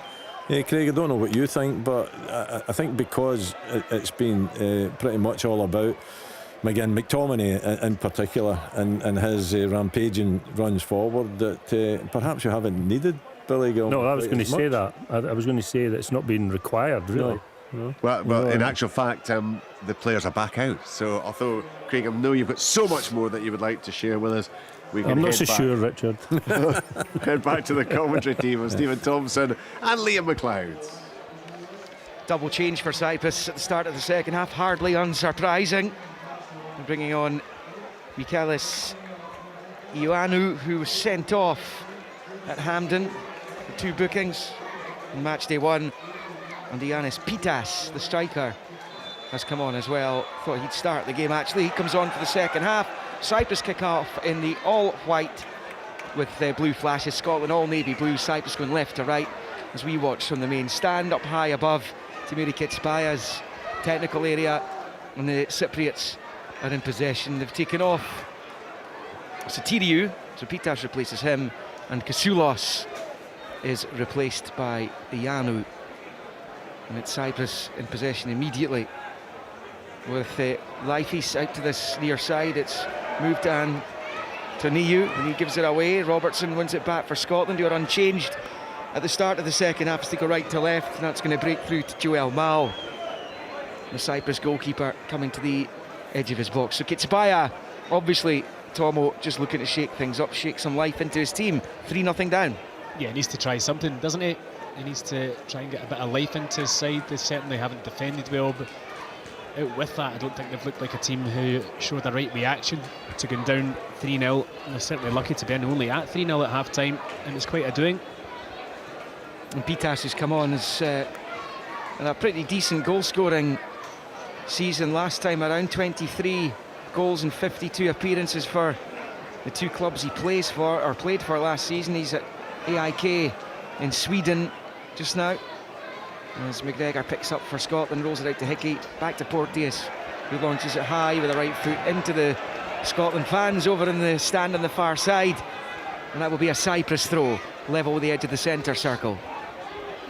And bowled back the way into their own half and picked up there by the middleman at the back for the Cypriots.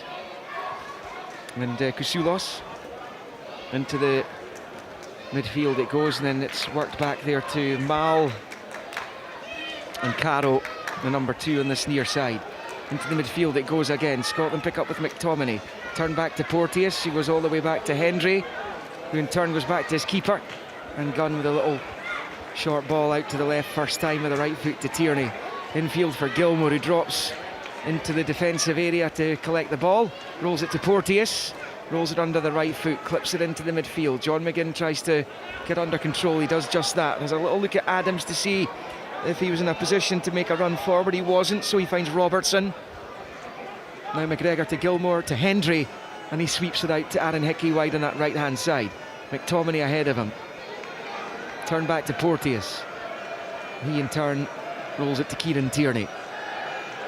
At his debut for Real Sociedad at the weekend, a 5-3 win over Granada. A big switch of play from him out to that right hand side, looking for his opposite number Hickey, but it's cut out there by Correa, who's taken a knock to the head, so he goes down and the referee stops play. Scotland leading 3-0 on 48. Yeah, referee's right to stop the play. He goes down with the head knock. I don't think there's much in it from Aaron Hickey. Maybe a fraction late in the challenge. Certainly wasn't an arm used, I don't think, but maybe a shoulder maybe caught him. Getting a bit of treatment. Standing up now will be fine. Yeah, little break in play just now as he receives some attention over on the far side. They're going to have to get him off the pitch. He's at least back on his feet, is Correa. Only got his Cypriot passport in the summertime. So he was able to play in the June window, earning his first couple of caps. The Anorthos's players off the pitch right now, and Cyprus down to 10. Long ball, Joel Mal right down the middle of the pitch. Hendry trying to win it back, it just evaded him. And Cyprus have it inside the centre circle for Castanos. Rolls it back the way to Caro. He works the 1-2 with Kyriakou, who gets it back. The Apollon Limassol player. Back to Caro, who plays his football on the island of Crete with OFI in the Greek Super League. Scotland win it back though on the far side. McTominay to Gilmour, fires it forward to Adams. Good slide challenge though, just took it away from Che Adams. Kevin Nisbet is the striker option on the bench for Steve Clarke tonight. Lawrence Shanklin not stripped. Lyndon Dykes is there. Just wonder if he'll risk him this evening, given he hasn't seen much action at his club recently. Castanos goes down under pressure from Tierney, and that will be a Cyprus free kick just inside their own half. Scotland leading this game by 3-0. As Cyprus come forward, it slipped through towards Pitas, cut out though by Hendry. Not really get going yet this second half from a Scotland point of view. It's a difficult one when you're 3-0 up, and you know the intensity isn't there to go and get a goal. You don't need to go and chase the game, so sometimes you can come off it a wee bit. I'm sure that would have been Steve Clarke's message at half-time. Don't come off it, go and get more goals, but sometimes psychologically it's difficult to do it. And the temperature as well. Yeah, it doesn't help. And spending that energy, and then there's the 5-hour trip back to Glasgow. And that will be a Cyprus ball down in this near side. Kieran Tierney's having a little look at the referee. It's gone Scotland's way. Yeah, offside. Yeah, and Andy Robertson over the free kick, a bit level with the edge of the centre circle in his own half. He's going to leave it for Tierney. And it's difficult for the Cypriot players to mentally be ready for this second half, given they're so far behind. As Tierney waits to take this. Just thought about rolling it short to Gilmour. Instead he goes to his old Celtic teammate McGregor, and now with Hendry out to Porteous on that right hand side, to the right of the centre circle for Gilmour, back to Porteous, then back to Billy Gilmour. We get something going here. Gilmour forward to Adams, just doesn't stick with Che Adams. It's been that kind of night for him. Hickey trying to win it back at the edge of the Cyprus box, but eventually it's rolled back by one of the defenders to the goalkeeper, Mal, who plays it short there to Lifeys. Yeah, Adams just took a wee knock there as that ball came into him. It was a bit short for him. The defender maybe just caught his toe and he's limping a wee bit. It wouldn't surprise me if there was a change made up front. You're right, as much as he's been working hard, it's not really been Sheridan's evening in terms of his first touch being in. There's Caro rolling it short for Charalampous. Short ball from him as well there to Lifeys. Takes it up towards halfway, turns it out to the left hand side, but it's collected by Roberge. And back onto the halfway line, Charalampous picks up just inside his own half. The first time ball by Lifeys out to Caro on this near side. 52 in the clock, 3-0 to Scotland. Cyprus in possession on this near side. Moving in field is Antoniou. Back to Lifeys, into the centre circle it goes. And Cyprus enjoying some decent possession here. It's knocked out to this near side. Robertson prevents it though from getting through to Konstantinos Lifeys. And then it's cleared out on this near side as Antoniou looked to get in behind Andy Robertson. He couldn't break away from the Scotland skipper. He did well initially, Robertson, to cut the pass out, but then he was a wee bit slack with his pass into McGregor that allowed the Cyprus player to go over and make the challenge. Kicked it straight out for a Scotland throw, which will be taken by Tierney, midway inside his own half, down on this near side. Looking for a bit of movement. There's some movement from Robertson, but Tierney's holding on to it. Eventually bowls it down the line, looking for Adams. Adams gets it onto the chest, but it's just nicked away from him there by one of the substitutes, Ianu, and out into the main stand. Scotland have a throw in. Now they're up to about midway into Cyprus territory. On the Scotland left as they attack the goal to the left. It's with Tierney back to Hendry inside his own half. Thought about switching it out to the right. Instead he passes it forward to McGregor. Out to Tierney on the left, just on the halfway line. Moves in field, right foot ball there for Adams. First time back into the feet of McTominay. Now he's driving forward as he loves to do. Option to the right and Hickey checks his run, finds Gilmore instead. Back out to McTominay. It's away from his man, passes it back to Gilmer. Hickey's down the line. Gilmer eventually does that, rolls it to the Brentford defender, and then out of play off the defender for a Scotland throw-in. Over on the far side. He's just a really exciting player to watch, Scott McTominay in the Scotland team. The way he just drives the team forward. Yeah, it really suits this position in the team. It really does. I think that's evident with his goal return in this campaign, but out with his goals, he's a constant threat. And he's been outstanding in this campaign. 6 goals and 5 appearances. It's just really been a wee bit stop-start. 10 minutes almost into this second half and not really got going again, Scotland. Yeah, Cyprus are knocking it about with a bit of confidence just now, and that shouldn't be happening when you look at the scoreboard. No, it shouldn't. And as I said, when you're 3-0 up, sometimes you can just subconsciously take the intensity out of the game. That's when changes come into it, though, isn't it? I think looks so. to his bench. I think he will be looking at that at this very minute, because you can see, or we can see, and he'll know that himself, that it has gone a wee bit flat. John McGinn in the score sheet again tonight. Scored the last time Scotland were in Cyprus. It was he and Christie got the goals. Scotland 3 up, and McGinn on the ball, getting it from McTominay, facing the box, rolls it to the left for Robertson. First time ball across, comes to the back post for McTominay, who can't quite get what he wanted onto it as he slides it behind. Under pressure for the goal kick. Shea Adams was in the middle of the goal so there, close to it, and it's just evaded him. Yeah, he kind of opts not to slide. If he'd just gone with a big slide early doors, he might have got a toenail to it, but the ball from John McGinn out to Robertson's excellent. Again, Robertson showing that energy down the left-hand side. His crossing is just superb. Right across the face of the goal. Again, Sharon's inches from it, and then at the back post, couldn't quite turn it round. Cyprus in possession inside their own box. Decided to play it short from the subsequent goal kick to that McTominay opportunity. Long ball from them forward. Porteous gets his head onto it, finds Tierney. First time ball back to his keeper. Angus Gunn a little bit short. Now to Porteous, who is brought crashing to the ground, and the yellow card's out there for Ianis Pitas, the striker, who brought Porteous crashing to the turf. Well, Porteous deserves a wee apology from Angus Gunn here, because that was a hospital pass that he gave him, really short with the ball, and Porteous had to make the challenge, had to try and clear it. The striker's got every right to go in for it.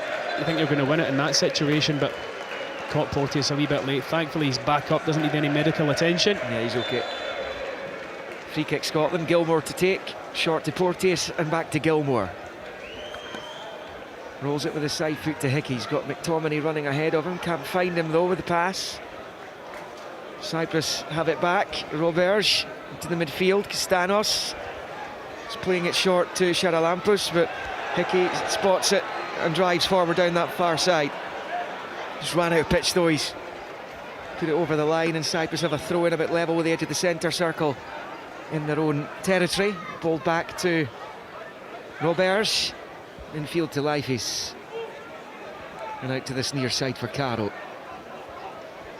Not much in the game in this second half, but Scotland with a 3-0 lead given to them by the goals from McTominay, Porteous, McGinn in the first half. Porteous with his first international goal, and it's a year since he put in that fabulous performance in his debut against Ukraine in Krakow that sealed promotion to Nations League A for that tournament, which gets underway next year. Scotland in with the big boys, and they're going to be testing themselves against the big boys in their next 3 fixtures. Next 3 games for the Scotland team, and then we'll know where they are when it comes to taking them on. It's England, Spain and France. Great games to have though, really good games to have to test yourself against the top nations.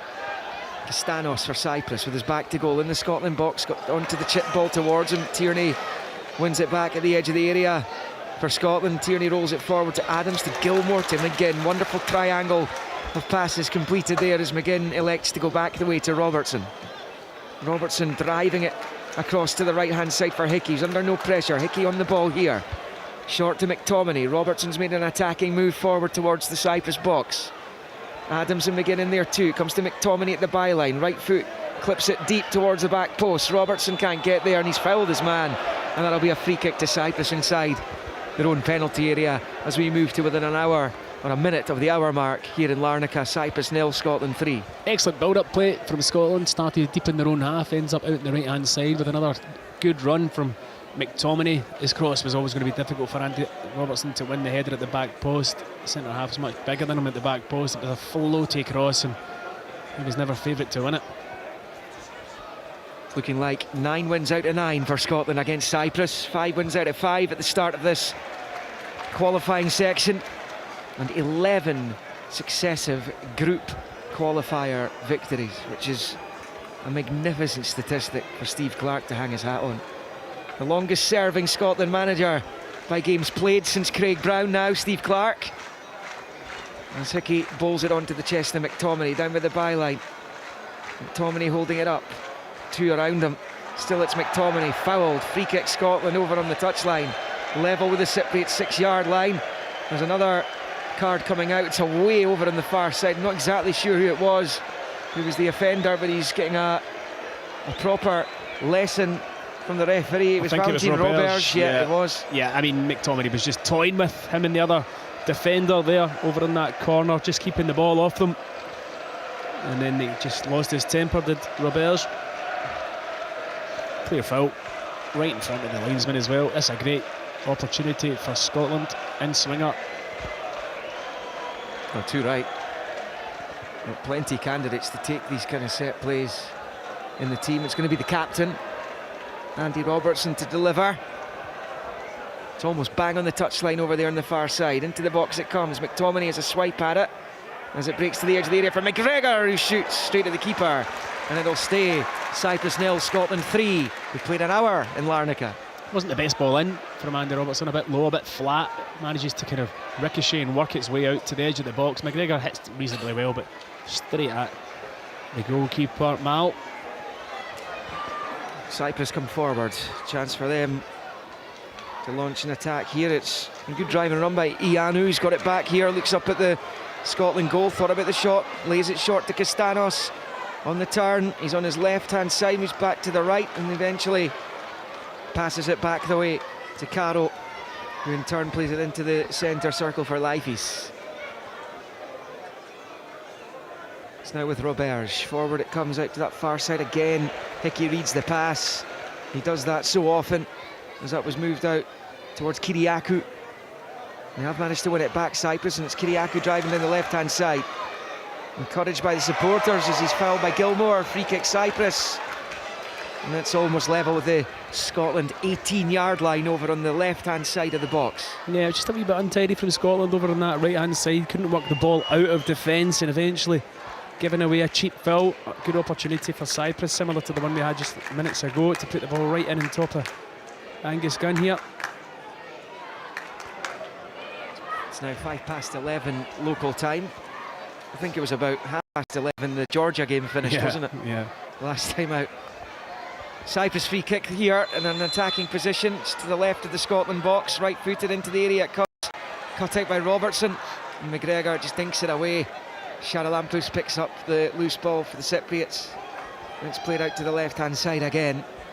And Kyriakou.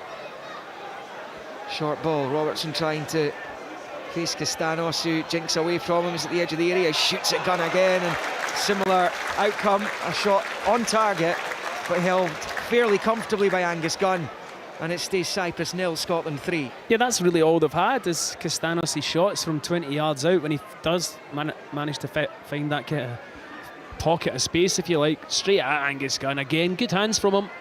He's had 4 to deal with and he's kept them all very clean. He plays for Salernitana in Italy, but he was once on the books of Juventus and he did make a first team appearance for them. As McGregor dinks it forward, looking for Adams, battling with the defender, looking for the break of the ball, but it actually favours Leifis and he's able to go back to his keeper, and Mal knocks it forward up towards halfway. Gilmore back into his own half for Hendry. Those 3 first half goals look as though they're going to produce 3 more points for the Scotland team to take home with them. 15 points out of 15 in Euro 2024 qualifying Group A. A frankly astonishing outcome from the first 5 games. It sounds even stranger when you say it, Liam, out loud. It's incredible. It really is incredible. Kieran Tierney on this near side to Robertson. Multiple times 15 points has been enough to qualify. Still have 3 games to go. Robertson wins it back brilliantly against Castanos. Castanos is driving towards the Scotland goal. Robertson slides in, perfect tackle, and now it's with Hickey out to the right-hand side for McTominay. Infield to Robertson. Back to McTominay. He and Robertson exchange passes. Then McTominay flashes it back to Andy Robertson, who'll switch the play out to the left for Gilmore. Tierney in support, short to Kieran Tierney. Scotland add to their already comfortable lead. It looks as though there's some movement on the Scotland bench, so substitutions will be happening imminently. Yeah, it's no surprise. The second half hasn't got going from a Scotland point of view. It doesn't need to, but an injection of energy and fresh faces might just help them. Kenny McLean and Lyndon Dykes, by the looks of things. Dykes will get some action.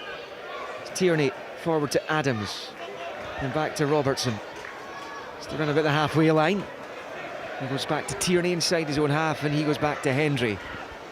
Almost on 65 minutes in Larnaca. Cyprus 0, Scotland 3.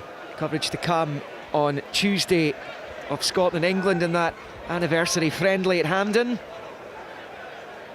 That will be on Sportsound on Tuesday evening next week. Before that, Challenge Cup action tomorrow. Commentary comes from Dundee United, Dunfermline. There's 13 ties being played tomorrow. Sportsound will be covering those. And Scotland up against the Springboks in their opening World Cup match on Sunday in France. The Rugby World Cup underway tonight. Full coverage on Sportsound on Sunday. Scotland trying to get out of their defensive third here. Gilmore putting pressure on Castanos. It's worked out to that left-hand side and comes the cross. Diving header away by Porteous. And out for a Cyprus throw-in over on the far side. And now the changes will be made. Double change. The hero of Oslo, Kenny McLean, will come on to replace Gilmore. And I would imagine Dykes for Adams will be the other change. Yeah, it will be.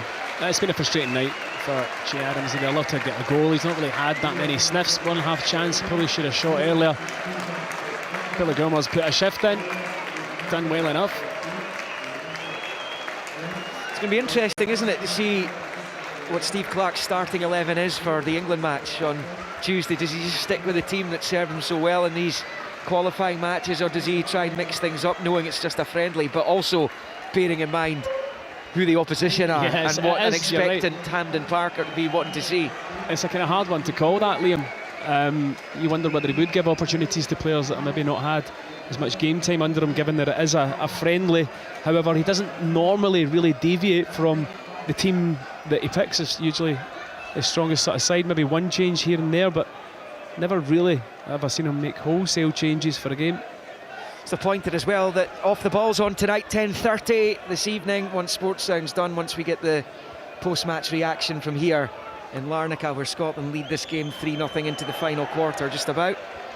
Joel Mal, the goalkeeper, under pressure. Long ball down this near side, stays in play. Scotland have it with McGregor, onto the head of McLean. Back to McGregor. Charalampus gets between the man and the ball and wins it back for the home team. And then it's rolled back by Caro to his goalkeeper. And he shifts it to Roberge, who picks up and then plays it back infield to Leifes. Short to Caro on the right hand side, and then he switches the play out to the left for Roberge. We've got a runner in Castanos, who's annoyed the long ball in behind the Scotland defence didn't arrive. Should have gone to him, made a great run. So Scotland making that double change. McLean on, Dykes on. Need to finish this match strongly, and they've won it back in the midfield here. McTominay. Porteous stepped up, and now it's McGinn, right of the centre circle, finds McLean. To McTominay. Support from Robertson to his left. Infield to McLean, back to Robertson, and then Tierney. I mean, they just look so comfortable. They do. The second half hasn't really been a spectacle in terms of, you know, for viewers, a game of football. There's not been very many chances. It's not been a good game in the second half at all. No, but again, we don't need to do anything. The Cyprus that need to do everything to try and get back in the game. We're under no pressure to up the tempo or to be more aggressive in the getting numbers forward at least. So we're more than happy to see out the game like this. But yeah, from a viewing point of view, it's not quite been the same. John McGinn, though, right hand side of the box, he's an option in Hickey, uses him on the overlap. Hickey smashes it across, and Joel Mal holds on low at his near post. And it will remain Cyprus 0, Scotland 3. Yeah, he was under pressure. Hickey right to the byline, running at full speed. Gets good connection with the ball, but had to be cut back a good 6 feet more than it was, and comfortable stop in the end for Mal.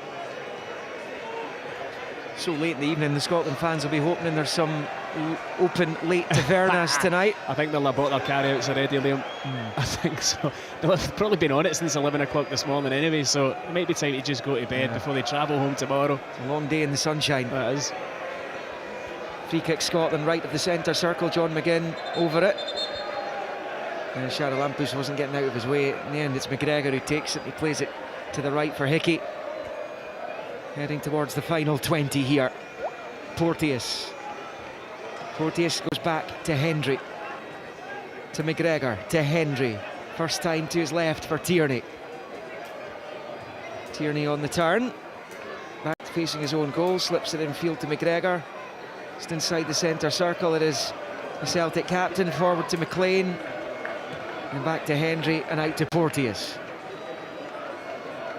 Infield to McGregor, then back to Ryan Porteous again. They're just happy knocking it around right now.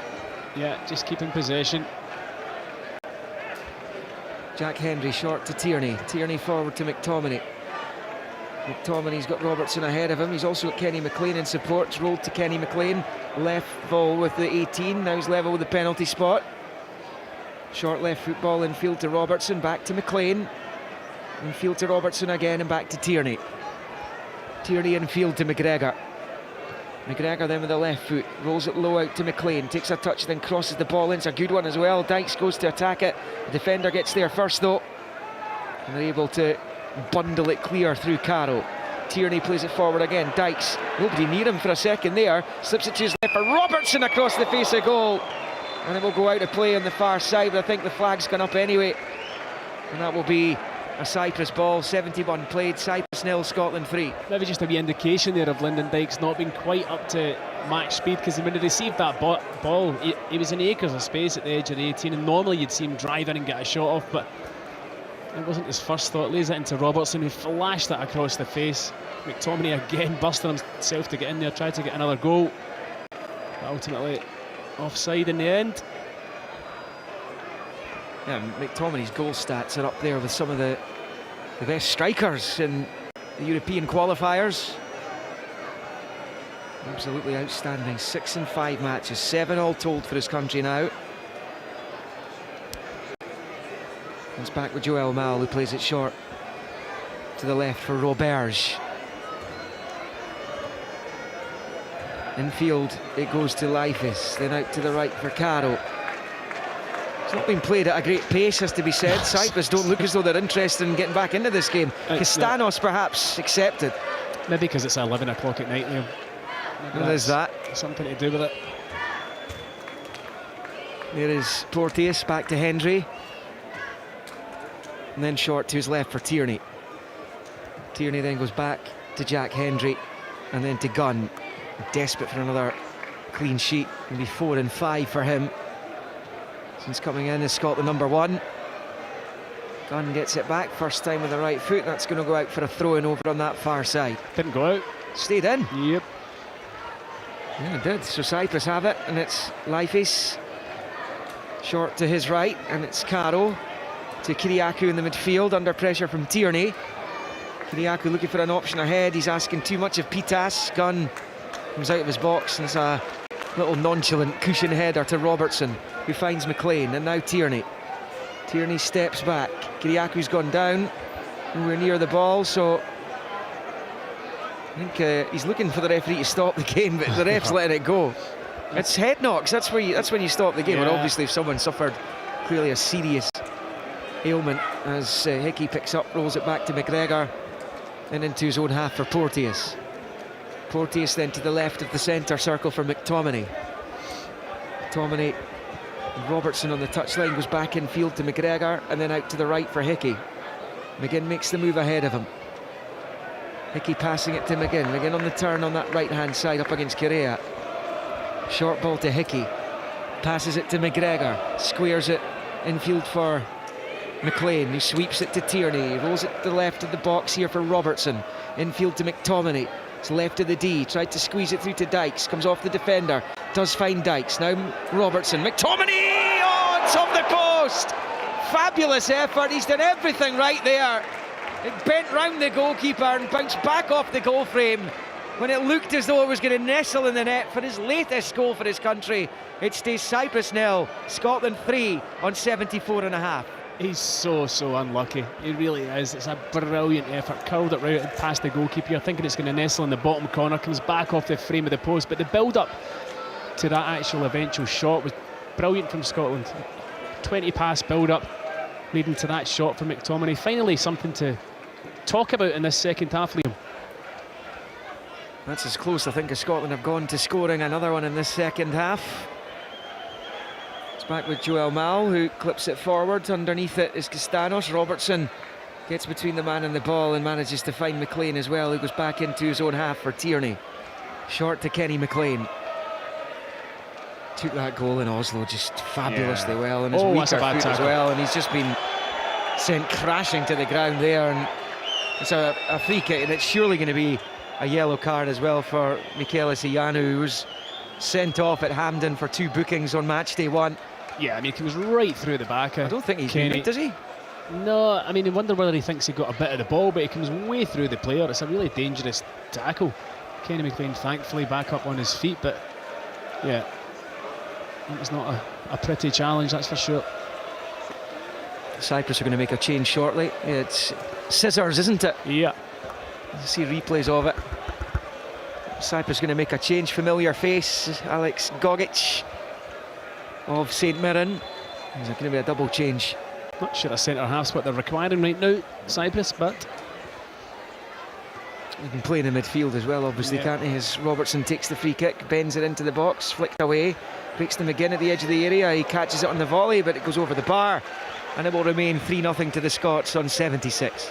Yeah, that would have been good if it had gone in. Really difficult skill for John there, catching that on the volley as it was dropping out there, a good 30 yards out. He has scored one like that before for Villa a few seasons ago. Oh yeah, I think that was his first goal for Villa, wasn't it, against Sheffield Wednesday? It was an outrageous goal. In the Championship. Yeah, but didn't quite execute it the same there. Cyprus in possession, long ball with the left foot up to this near side. Robertson wins the header ahead of Kyriakou, and McLean goes back to Tierney. Tierney stepping out to this near side, rolls it forward to Dykes in the halfway line, moves it back to Porteous. Porteous forward to the right of the centre circle, it's with McGinn. McGinn then short ball to McGregor, left footed, out to Hickey, wide on that right hand side. And Aaron Hickey just looks such a confident player, doesn't he? Yeah, he's never flustered. No wonder. What an escalation he has enjoyed in his career. And Craig back in the studio had him at Hearts, started him in that Scottish Cup final at the age of 16. Now an English Premier League regular with Brentford. And some previously unfashionable teams doing really well in the top flight in England just now. Billy Gilmour's Brighton, yeah, another who've enjoyed things, in Bournemouth in their first spell in the top flight down there, were top half of the table as well. So Ryan Christie, part of the Bournemouth setup just now. Wonder if we'll see him at some point. Two subs waiting to come on for Cyprus down below us. Stelios Andreou and Alex Gogic are waiting to come on. They've been waiting a while. Yeah, well, they're both. They could both play centre half, these two. And Andrew plays for Charleroi in Belgium. He's only 21. He's going to be on for his 11th cap, and Gogic will be coming on shortly as well, and it will be his 40th. His 40th. 40th. I've lost him in front of me. I'll get you that when he comes on. Here's Porteous. Infield to Tierney. Kieran Tierney forward, low ball to McLean. Heading towards the final 10 here. Here's John McGinn on the halfway line, right to the circle, finds McLean.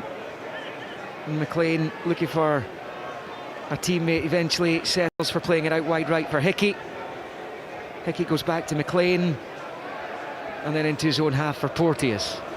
Porteous then switches the play from right to left of the circle for Tierney, forward to Dykes. A bit more purpose in this move for the Scots. Here comes Dykes, forward, goes down. No foul though. Cyprus pinch it back, and it's Caro playing it forward down this near side for Kyriakou. He's under pressure from Robertson. Tierney there, eventually hits the deck, and that's a free kick to Cyprus, and they will now make their double change, Tomo. Yeah, Kyriakou a bit lucky there. He won the foul, didn't think it was a foul. He's coming off. Kyriakou's coming off. That's his last act. Yeah, on comes Gogic, so he's going into midfield. He's going into midfield, yeah. He's doing so well at the back for St Mirren. He's on for his 22nd cap. 22nd? You were close with 40 then. I was looking at the wrong player. It's not like you. And Andrew comes on as well. Kyriakou looks like a pretty forlorn figure making his way to the dugout.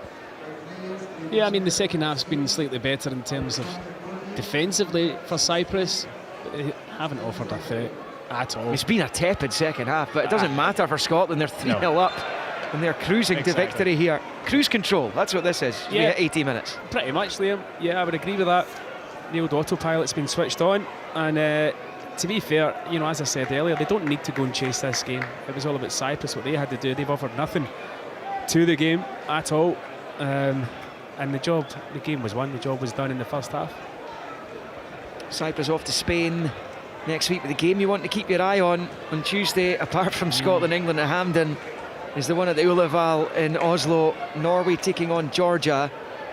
Scotland are going to win this game quite clearly, because Spain thrashed the Georgians 7-1 in Tbilisi earlier on. All that means that if that game in Oslo on Tuesday is a draw, Scotland will have officially qualified for Euro 2024. And there's a right good chance it could be a draw, Liam. I mean, you would think, you know, Georgia, a decent enough team. Norway haven't been going well at all. A draw would be kind of not a big surprise to me. Wouldn't that be nice to qualify without having to play? Incredible. And then they can focus on trying to win the group, which is superb, a great place to be in. already on the head-to-head, got a 2-0 lead over Spain. We go to Seville in their next qualifier. Obviously that's going to be hugely difficult. Since Spain lost at Hampden, they've gone on to win the Nations League finals in the Netherlands, and I'm saying they're sticking 7 past Georgia. Yeah, they look as though they've tonight. picked up a bit. I mean, and that was the one thing you would have said about the Spain game, the first game against us, that certainly they didn't look that much of a goal threat. You're expecting more from them in forward areas, but they certainly seem to have fixed that. Well, we look forward to that one. As Cyprus clear their lines at the edge of the box. Into the midfield, it's flicked on. Porteous is going to give chase. Henry was a little slow to react. Porteous is into the box. He shoots, saved by Gunn. Good save, strong wrist, but the flag goes up. Honestly, in the end, so he was offside. Hence Jack Henry's hesitancy. It was miles offside, and the lines was right in line with it. I mean, I don't know how many times they've got to let it play out. I know, I don't know how many times I've said it. I mean, it's getting boring now, but it really is such an annoying rule. But Henry actually shouldn't stop, regardless if he knows it's off or not. He's got to at least get back goal side, and he'll know that as a defender, as a centre half. You never ever take the chance. Closing stages of Matchday 5 for Scotland in qualifying Group A. Double change coming up once again. Stuart Armstrong and Nathan Patterson are next on, and John McGinn comes off, having notched another one as he targets Dalglish and Law at the top of the scoring charts. He's moving towards Kenny Miller, and Ali McCoy still be his next targets. Yeah, he's in a quieter second half. John had a really good first half, got his goal, he'll be delighted with that. On comes Patterson for Hickey. And yeah, I mean, Cyprus are going to make their final change as well. It's going to be an interesting battle that over the next 10 years or so, that right wing back or right side position, because they're both good players playing at a very good level. And Aaron Hickey's got the shirt just now, he's done nothing wrong, so he'll remain in charge of the shirt, but Patterson will be hoping to push him all the way. Yeah, it's difficult to split them, isn't it? They're both outstanding. Yeah. We've got that strength on the right as well as the left, because it was we always knew how strong Scotland were on the left-hand side as Tierney goes down. Yeah, he does not look very comfortable on the ground. Got to hope this is not bad. Yeah, he's taking a sore one. He's left of the centre circle, Kieran Tierney. He's sitting back up now, Thankfully. so hopefully he's okay. And it's a yellow card that's been shown at Ianu, and he should have been booked for the challenge on Kenny McLean earlier, so he should be off again. Tierney's up, right. That's good news. Yeah, he's okay. So 3-0 to Scotland, 84 minutes played here in Larnaca. It has been a walk in the park for Scotland. As Hendry goes back to Gunn. All the goals coming in the first half. McTominay opening the scoring early on, set the tone. And then Porteous and McGinn adding to that early strike. Long from Porteous up towards the centre circle. It's Gogic with a header forward. Picked up by Porteous. His pass forward, or control, was poor. Goes straight to Tierney. He returns it to his goalkeeper, and Gunn plays it out towards Robertson, who can't get onto it. And out for a Cyprus throw-in on this near side. He's had an excellent season, Gogic. His last appearance here, though, he gave the ball straight to the Georgians, who took advantage and scored off the mistake. He started it in the middle centre-back position in that game. Well, he's definitely been one of St Mirren's best players so far this season. Excellent he's been. Not many failures in that club just now. It's Porteous with a challenge, no foul, and Porteous is the ref, who was in a good position. McLean picks up and rolls it to Patterson on the right-hand side. Final 5 minutes here. As Patterson is forced back towards his own byline, but he does really well. Gets it to Porteous, but then loses out as it was returned to him. He was still in a dangerous position. And it's Castanos trying to win it back again, as Porteous and Patterson managed to regain possession for Scotland momentarily, but it's gone out for a Cyprus throw-in, level with the Scotland 6. Yeah, no options in front of him there, Patterson, none at all. Had to turn back and eventually was caught on the ball. Long throw into the box. Porteous was fouled, though, by the sub Kakulio, who came on just a couple of minutes ago. And Scotland have a free kick, and this game's just petering out. Oh, it's been petering out for the last 35 minutes. Here's Gunn to take this free kick. Short to Hendry. We'll get you all the post-match reaction from here in Larnaca once the match is over. On air sports sound till about 10:30 before off the ball, as Dykes tries to win it in the Cyprus half towards the final third, and he wins the throw-in at least. Robertson taking it quickly, looking for McTominay, cut out though by Andrew. He puts it out for a Scotland throw-in about level with the Cyprus 6-yard line. Yeah, just seen out the last couple of minutes here, Liam. Don't there'll be much time added on. Can't think of, mind you, maybe the substitutes nowadays. You never really know, do you? Probably end up being a good 6-7 minutes. There's not been any VAR interventions really, apart from the obvious checks they've been chuntering away in the background. As Armstrong slips it out to Patterson on that right-hand side. Stuart Armstrong's been a regular for Southampton this season. He's back in the Championship. He gets him from Patterson, who's made that right-back berth his own at Everton. It's now with Tierney on this near side. Tierney turns it back into his own half for Hendry. There haven't been too many nervy moments tonight. No. Angus Gunn's had a few saves to make, and he's done well. Shots. He's desperate to keep his clean sheet. Yeah, long distance shots, Liam, from 20 yards that were never really tested him. There was one that whistled past his post. Had it been in target, it may have gone in, but obviously then you've got the shot off the bar that I didn't realise the guys were saying in the studio might have been offside anyway. The chase is on down the left for Cyprus, but they overhit the pass and Patterson sees it behind for the goal kick, which Gunn will take. It must be great for these guys down there to be part of this squad right now. They are churning out win after win. Yeah.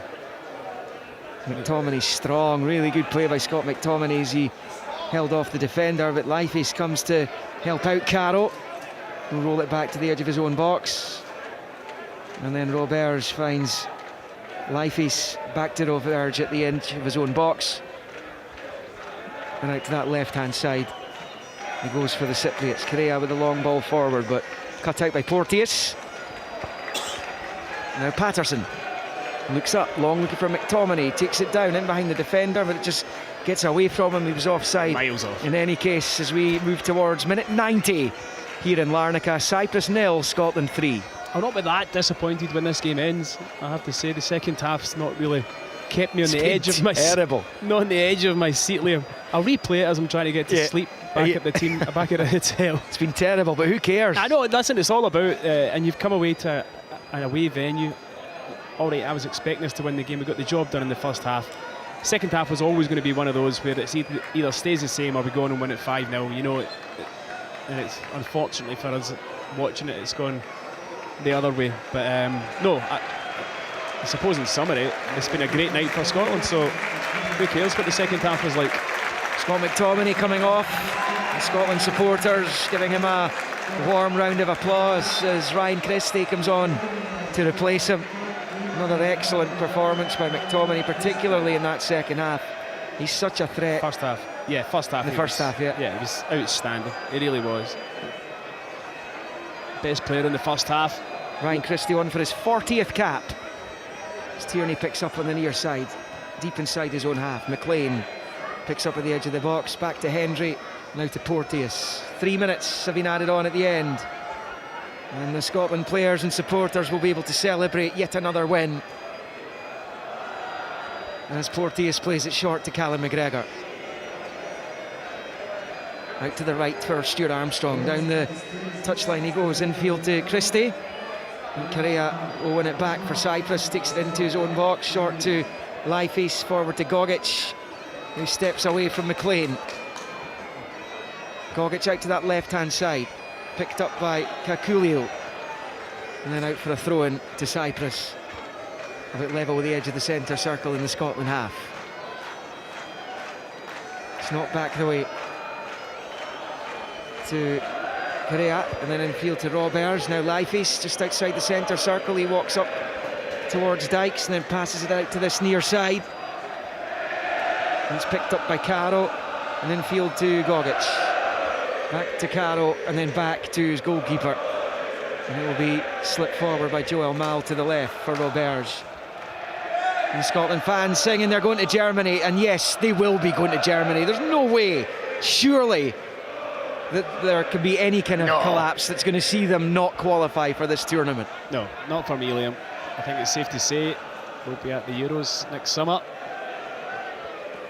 I mean, the only teams that can possibly threaten them are, well, Georgia getting beat 7-1 by Spain tonight. You know, that's going to be a difficult one for them to recover from. They go to Oslo next. Norway, even if we don't win another game, I think 15 points well, exactly. gets us there anyway. It's incredible. But I do think that we will win another game regardless of that. So if we win one more game, that's us on 18. It's undeniably you're going in second place at that. If it doesn't happen on Tuesday, as they're playing England in the friendly, it might happen in Spain next month. If it doesn't happen then, it could happen when they play France in the friendly. If it doesn't happen then, it could happen in Tbilisi. There's going to be multiple opportunities to qualify for this tournament now. We're in the final minute of 3 that were added. Scotland 3-0 up thanks to those 3 first half goals. Long ball forward attempt is cut out in the midfield by the Scots, and Cyprus have it with Gogic left of the centre circle. McLean trying to win it back off him, but Gogic driving forward up the edge of the box, slips it through. Chance here for Cyprus to pull one back. Brilliant backtracking there by Porteous. What a really good challenge it was, because it looked like Pitas was going to be in to score for Cyprus. It stays 3-0. Phenomenal tackle from Ryan Porteous. It was brilliant play from Gogic, driving at the Scottish defence, plays a defence splitting pass. Really, Pitas should have got his shot off an hour before he even got it off, but it allowed Ryan Porteous the time to get back and make the challenge. Brilliant challenge, and keeps Angus Gunn's clean sheet record intact. That's it, it's all over in Larnaca. The Scotland supporters celebrate a huge win, the latest huge win, the 5th win in a row at the start of Euro 2024 qualifying Group A. This phenomenal set of players are setting new records every time they step onto a pitch. And surely the Scots now have enough points in the bank in this section to qualify for next summer's European Championship finals in Germany. Surely now it's done. It's not done officially. That could be Tuesday. But goals here in the first half, early on from McTominay with a header. Then from Porteous with a close range finish, and John McGinn sweeping home from outside the box have been enough to defeat spirit-sapped Cypriot side, you have to say. Rock bottom for a reason in this section. Pointless for a reason in this section. But at the other end of the table, Scotland have moved on to 15 points. 14 was enough for Wales in Euro 2020 qualifying to finish second in their 5-team group. Scotland have already amassed more points than that with 3 games to spare. Another incredible win. It's 11 qualifying group wins in a row now. And they have backed up the 4 wins that took them to the summit of this section with another one tonight. The Scotland supporters singing "We'll be coming." They'll be going to Germany next summer, that is for sure. They just need to get over the line. One more positive result for them would be enough. They might not even need one, because if that game in Oslo on Tuesday between Norway and Georgia ends in a draw, Scotland will be through in 5 days' time. It finished here in the Eastern Med. Cyprus 0, Scotland 3.